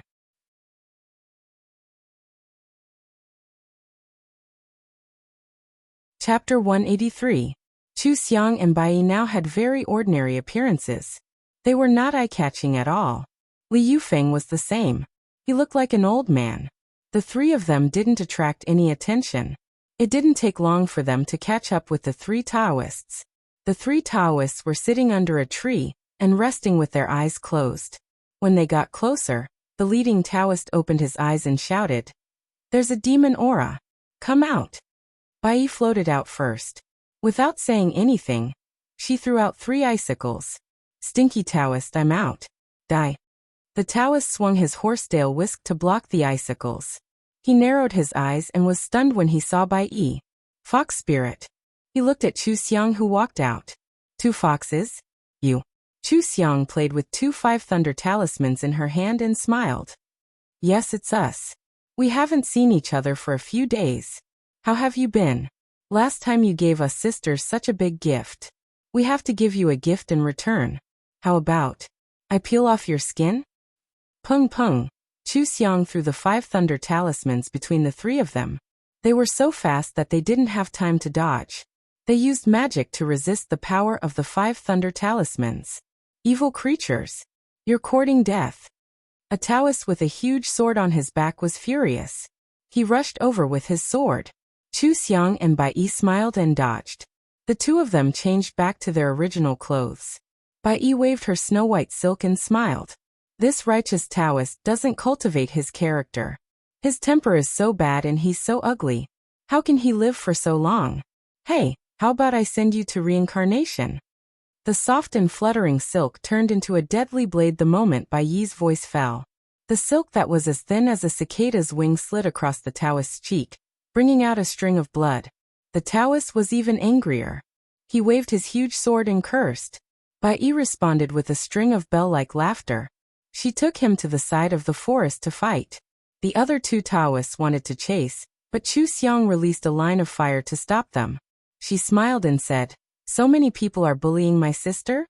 Have you asked me?" The line of fire in her hand was like a long whip, and it lashed out at the leading Taoist priest. The Taoist priest immediately threw out a talisman. The talisman turned into ice and wrapped around Chu Xiang's fire whip. Taking advantage of the time when Chu Xiang was melting the ice, he threw out several thunder talismans. Chu Xiang quickly dodged. She formed a seal with one hand and summoned a tornado to attack the Taoist priest. She turned her head and said, "Why aren't you attacking? What's there to watch?" Li Yufeng spread out his hands and transmitted his voice. "I suddenly remembered that you didn't tell me what grudges you have with each other. What if I help the wrong person? Then you can leave." Chu Xiang threw out 2 long fire whips with both hands, wrapping them around the necks of the 2 Taoist priests. The fire was fierce and ferocious, like a prairie fire. Li Yufeng came up to fight a Taoist priest and said helplessly, "I was just joking. Why did you take it so seriously?" The 3 Taoist priests used more than 10 moves, and Chu Xiang was able to see through their methods. One was good at using swords, one was good at using talismans, and the last one was not very powerful. The one who was good at formations should be left behind to take care of the one who was poisoned by the cold poison. The remaining one should be good at medicine, so he was also left behind. As long as these 3 were dealt with, the remaining 3 wouldn't be a problem at all. Chu Xiang shouted. Hurry up and get rid of them. Don't complicate things. Bai Ying, who was laughing at the Taoist priest, said, Okay, stinky Taoist priest, I'll let you see this girl's skills. Bai Yi spun around and transformed into more than 10 Bai Yi that surrounded the giant sword Taoist priest in the middle. The white silk from all directions wrapped around the Taoist priest tightly. Then the white silk was covered with a thick layer of ice and snow. The Taoist priest stood there stiffly and became an ice man. When the Taoist priest was channeling his power, more than 10 Bai Yi attacked the Taoist priest at the same time. Countless attacks fell on the Taoist priest's body. When the Taoist priest broke through the ice and snow, he couldn't help but spit out a mouthful of blood. His vitality was greatly damaged. Bai Yi coldly snorted and said, If we hadn't been plotted against that day, do you think you could take advantage of me? Today I will double it. When the leading Taoist priest saw this, he wanted to help, but Chu Xiang released a wall of fire and directly burned his sleeve. You still want to save others? You should take care of yourself first. She threw out 3 defensive talismans, which blocked the Taoist priest's 3 attacks. Then she threw out an array disc and injected spiritual power into it, trapping the Taoist priest inside. Taoist Zheng was shocked. He suddenly felt a strong threat. This red fox spirit seemed to be much stronger than last time. The Taoist priest met Chu Xiang's gaze. Just as he was about to speak, Chu Xiang threw a few fireballs in his face, not letting him come out half a word. When he saw Chu Xiang's sharp and indifferent eyes, he instantly understood something, but he didn't have time to think about anything else. He could only desperately resist Chu Xiang's attacks. Li Yufeng's side was a little simpler. The Taoist priest wasn't very powerful. During the fight, Li Yufeng and Bai Yi didn't pay attention to Chu Xiang's side. Chu Xiang's eyes flashed, and she directly took out a bottle of poison from her space and sprinkled it. The poison was burned and turned into gas, drilling into the Taoist priest's wound. The Taoist priest was shocked, but the poison had already taken effect. His eyes bulged, and his hand clutched his throat. He was in extreme pain. Chu Xiang took this opportunity to destroy his dantian in one fell swoop, and hit his head with her palm, shattering his soul. The Taoist priest was dead. Chu Xiang quickly searched his body for treasures and burned him clean. Li Yufeng and Bai Yi followed closely behind to deal with the other 2 Taoists. The fire burned quietly. Chu Xiang and the other 2 gathered together to check the spoils of war. Not to mention, these Taoists had hidden a lot of good things. The talismans, pills, and magic tools were all of good quality. Li Yufeng smiled and said, We're rich now. The treasury is almost full. Bai Yi fiddled with a white jade ring and snorted. The best thing is that we got our revenge. These stinky Taoists dared to scheme against us and made us suffer so much. Letting them die like this is too easy for them. She was still thinking about the sneezing incident. She happily patted Chu Xiang's arm and said, Xianger, let's go back quickly. Benefactor must be talking about me. We can't make him sad. Oh right, I won't stay at his house this time. How can I let Benefactor know that I won't run away? She thought for a while and said, Why don't I take him to a cave in the suburbs and let him know that I like to live in caves? Then every time I go to find him, he will know that I just changed places and didn't abandon him. Okay. Why don't you go back to school? Chu Xiang didn't care and tidied up her things. Li Yufeng said, You can go to my place. Hey, look at how big my house is. There's no one to talk to. White Fox wants to find her benefactor. Why are you disturbing them? You can stay at my place. It's safe. Bai Yi said unhappily. Why do you keep talking about White Fox? I don't have a name? Li Yufeng thought for a while. I don't seem to know your name. What's your name? Bai Yi glared at him and turned to ask Chu Xiang, do you want to go? I feel that you don't like Benefactor very much. Is it boring at Benefactor's place? It's a little boring. Then you go and find him to play. I'll ask Li Yufeng about the remaining 3 Taoists. Chu Xiang made a decision and divided the things into 3 equal parts. Keep the spoils of war. Let's go. She waved her hand and extinguished the fire. She turned back into her ordinary appearance and walked towards the city gate. Li Yufeng was surprised and smiled. I have a share too? He caught up with Chu Xiang. I told you about the 3 Taoists. Although I haven't seen them, I've heard a lot. I don't know whether it's true or not. I'll just tell you everything I know. Li Yufeng opened his chatterbox mode again, and Bai Yi couldn't get a word in edgewise. Li Yufeng became more and more unpleasant to the eye. In the past, Chu Xiang was her Taoist. The 2 sisters were together and laughed together. But now, a Taoist hunter came in. What's going on? This Taoist hunter didn't have any awareness at all. Didn't he know that there were 2 Taoists walking next to him? Li Yufeng chatted with Chu Xiang quite naturally, and didn't pay attention to Bai Yi's dissatisfaction. After entering the city, Bai Yi was anxious to find Zhuang Yulong, so she ran away after saying a word. She wasn't as bright and eye-catching as Chu Xiang, so she didn't change her appearance. She only changed her clothes into ordinary ones. When she ran to the entrance of an alley, she felt Zhuang Yulong's aura. But she couldn't change into a fox on the street, so she hesitated and continued to walk forward. Unexpectedly, Zhuang Yulong suddenly sped up at the corner and bumped into Bai Yi. He even subconsciously hugged her in order not to fall. Zhuang Yulong stood firm and hurriedly let go. He cupped his hands and said, I'm sorry. This one offended Mississippi. I'm really sorry. I hope Miss can forgive me. As he spoke, he raised his head. The moment he saw Bai Yi's face, he couldn't help but become absent-minded. Although Bai Yi wasn't as eye-catching as Chu Xiang, she was still a fox spirit with hundreds of years of cultivation. Compared to ordinary people, she was quite beautiful. Zhuang Yulong had never seen such beauty before. Bai Yi saw that her benefactor was in a very good mood. How could she let her benefactor bow to her? She hurriedly smiled and said, Young master doesn't need to be like this. It was just an accident. She curiously asked, Young master is in such a hurry. Is there something urgent? She guessed that Zhuang Yulong might have come out to look for her. Her eyes were full of smiles. Zhuang Yulong lowered his eyes and said, Many thanks, Mississippi. This one lost 2 beloved pets. My mother fell ill in bed because of worry. I'm going to invite a doctor to look for my beloved pets. Bai Yi was stunned. She muttered in confusion, Fell ill? How is that possible? What? Zhuang Yulong didn't hear clearly and couldn't help but look at Bai Yi. Bai Yi smiled and said, It's nothing. Young master, you should go quickly. Don't delay. Your beloved pet. I know you're so worried about it. It will definitely come back soon. Young master, rest assured. You're such a good person.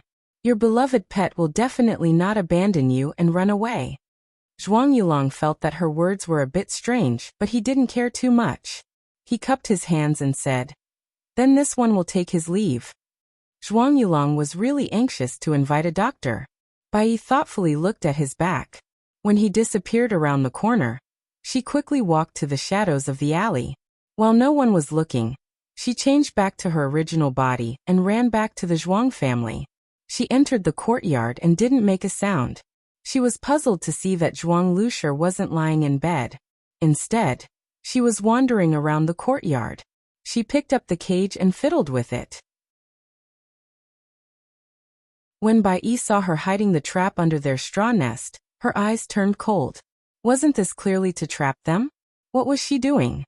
Catching them and putting them in a cage? Was there something wrong with this woman? Why did she have to lock them up? The one who helped her was Zhuang Yulong, not Zhuang Lushir.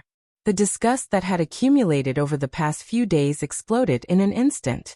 Bai Yi waved her claws. Zhuang Luoshir's foot slipped, and she fell on the straw nest face to face with the trap.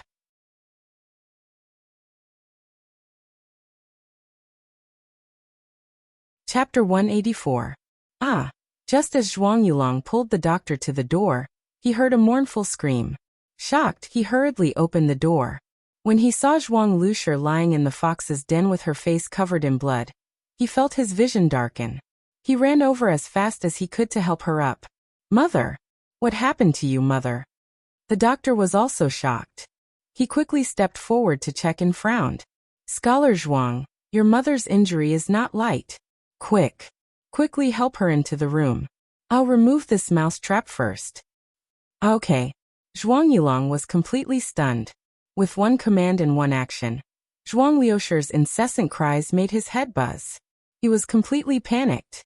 Seeing Zhuang Yulong's reaction, Bai Yi uneasily moved her front claws. It was rare for a Yao's entire family to become a Yao.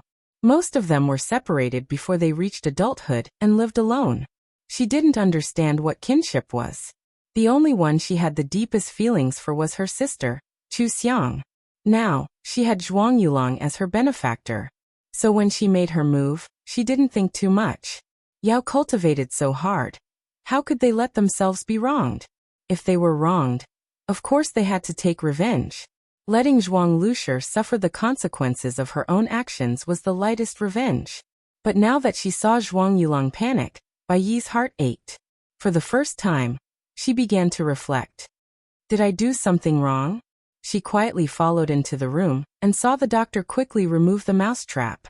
Zhuang Liusher screamed like a pig being slaughtered. Zhuang Yulong was so shocked that his face turned pale and he broke out in a cold sweat. Bai Yi hung her head dejectedly in the dark. She closed her eyes and silently chanted a few words. Zhuang Liusher's blood-covered wound quickly healed. After the doctor removed the mousetrap and wiped the blood clean, he was stunned. This doesn't seem to be serious. After resting for a few days, she'll be as good as new. Zhuang Yulong was also stunned. Then it's not serious? It's not serious. The doctor didn't understand why Zhuang Liusher was screaming so miserably. He sighed in relief. If you use some good medicine, there won't even be a scar left. Scholar Zhuang can rest assured that your mother is fine. By the way, when Scholar Zhuang came to find me earlier, your mother was sick in bed. This. Zhuang Yulong suddenly remembered. Wasn't his mother sick in bed and unable to get up? How did he get caught in the mouse trap of the fox's nest when he ran into the courtyard? Moreover, where did the rat trap come from? They hadn't had a mouse in their house for a long time. Wasn't the mouse trap in the storage room? Zhuang Yulong took a deep breath and calmed himself down. He thanked the doctor seriously, paid the consultation fee, and politely sent the doctor away.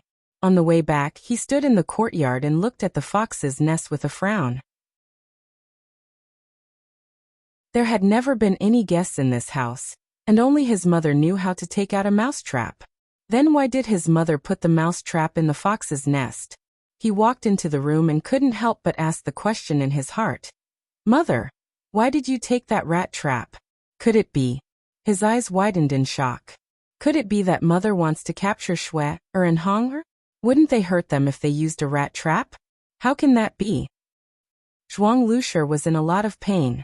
Although her wounds had healed a lot, the heart-wrenching pain from before had almost reached her soul force. Her entire body was still trembling, so how could she feel guilty after hearing what he said? All that was left was anger. You unfilial son. Your mother has been injured to this extent, yet you only care about those two bastards. What are they worth? So what if they hurt them? I gave birth to you and raised you. Could it be that I can't compare to those two foxes? Mother, that's not what I meant. Zhuang Yulong hurriedly explained and turned his head to look outside. The current emperor was very filial. If this unfilial word were to spread, he might not be able to keep his scholar title. Zhuang Liusher saw his actions and also thought of this point. She was very vexed and said irritably, "Why aren't you helping me to the bed to rest?" Yes, okay. Zhuang Yulong didn't have time to pursue the matter of the rat trap. He hurriedly helped Zhuang Liusher lie down on the bed and covered her with a blanket. Zhuang Liusher was in so much pain that she naturally couldn't cook, so the work of cooking fell to Zhuang Yulong. Zhuang Yulong's hand held a brush. When had he ever done this kind of work? Zhuang Liusher was still angry and didn't care about him. He could only face the stove alone and was helpless. After a while, he made a lot of smoke and his face was smeared with a lot of black dust. Bai Yi was anxious and regretted her impulsive revenge again. After hurting Zhuang Liusher, no one would cook for her benefactor. She was now a fox, so she couldn't help her benefactor at all. She couldn't use magic to make the fire and cook, right? Wouldn't that scare her benefactor to death? It was her first time living in a crowd. Encountering this kind of situation, she felt that she was in trouble. Her first reaction was to find Chu Xiang. She quickly ran to Li Yufeng's house and called Chu Xiang. Xianger, I'm in trouble. What should I do? I hurt my benefactor's mother." Li Yufeng was drinking water. With a pu sound, he spat out all the water. Chu Xiang instantly waved her hand to set up a layer of barrier. Not a single drop of water fell on her body. However, her eyes were not so friendly when she looked at Li Yufeng. Li Yufeng hurriedly apologized. Sorry, I was too surprised. I cleaned it up." He used his sleeve to wipe the table in front of Chu Xiang clean, then poured a new cup of water for Chu Xiang. He smiled and said, "I won't do it again. Even if I have to spray, I will spray to the other side. Come drink water." Chu Xiang took the cup of water and ran over to Bai Yi, who had turned into a human form.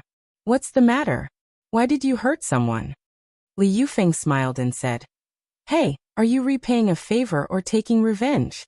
Why did you hurt your benefactor's mother in such a short time?"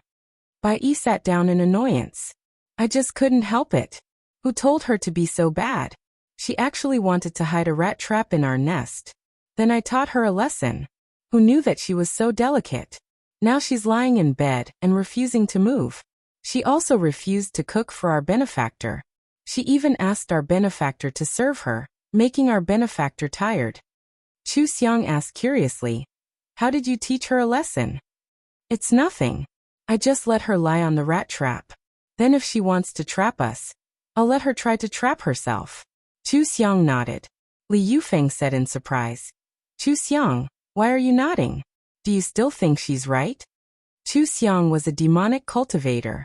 She glanced at him and asked, "Then does it serve us right that she traps us? Can't we just trap her back? Do you have some misunderstanding about demons?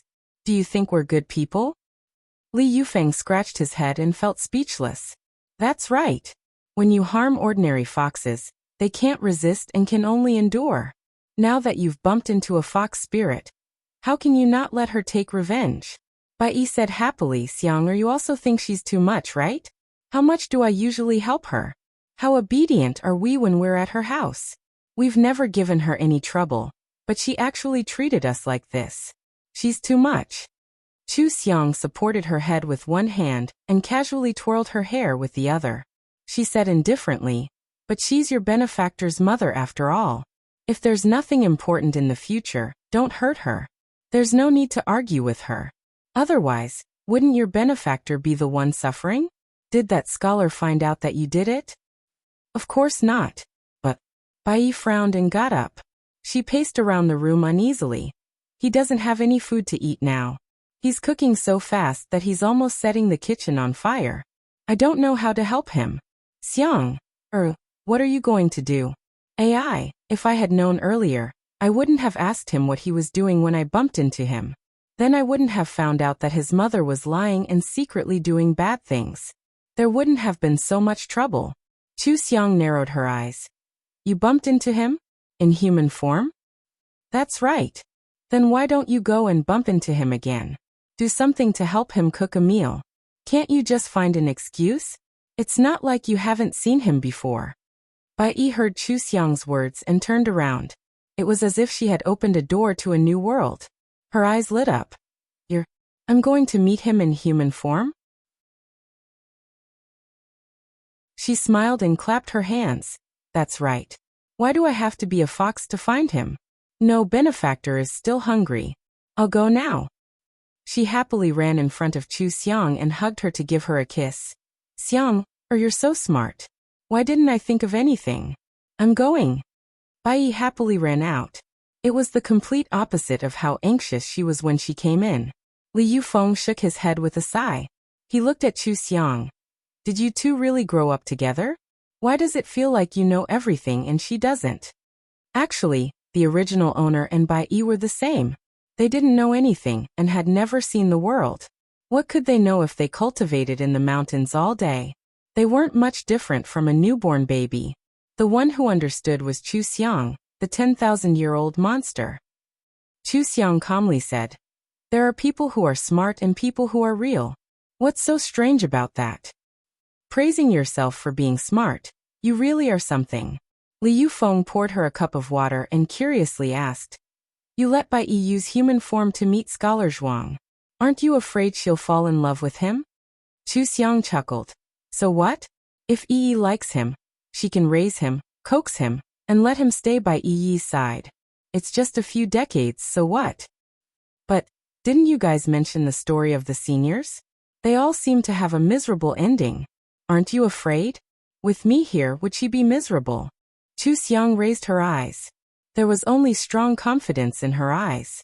She was so confident that she let Bai Yi play as she pleased. No matter what happened, she would be able to bring Bai Yi back.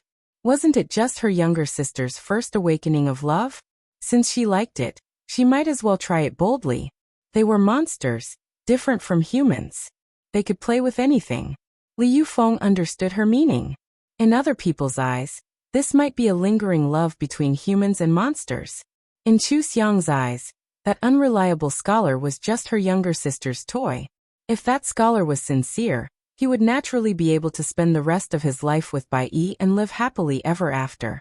If that scholar was unfaithful, Chu Xiang would watch over Bai Yi and nothing would happen to her. Then the scholar's fate would be uncertain. Who told him to be unfaithful? Li Yufeng thoughtfully said. Then if Bai Yi wants to repay her kindness, Bai Yi follows Scholar Zhuang all day long. Who knows how much she has helped him? Maybe one day the kindness will be repaid. In the end, it's not certain who owes who. That's right.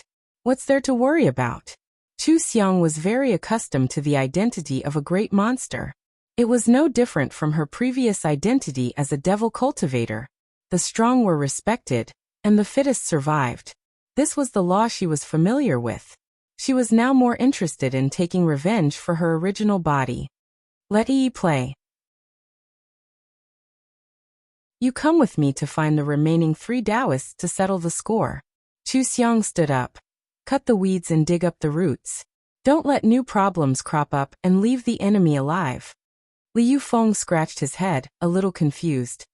Why do I feel like I've boarded a pirate ship and can't get off? Am I a monster hunter? I feel like I'm a monster too. Chu Xiang looked at his appearance and suddenly laughed. What kind of monster are you? A fox spirit? Has anyone ever told you that you look like a pretty boy? Li Yufeng touched his face and looked at her smiling face. Pretty boy? No one has ever done that before. It's probably because I always grow a beard, so my face is painted black. But when I'm with you, I should look like this. At first glance, I can tell that we're the same type. We're both equally good-looking. He made an inviting gesture and smiled. Please. For this kind of scum of the righteous path, I'll take you to find them. Chu Xiang raised her hand and patted him on the head.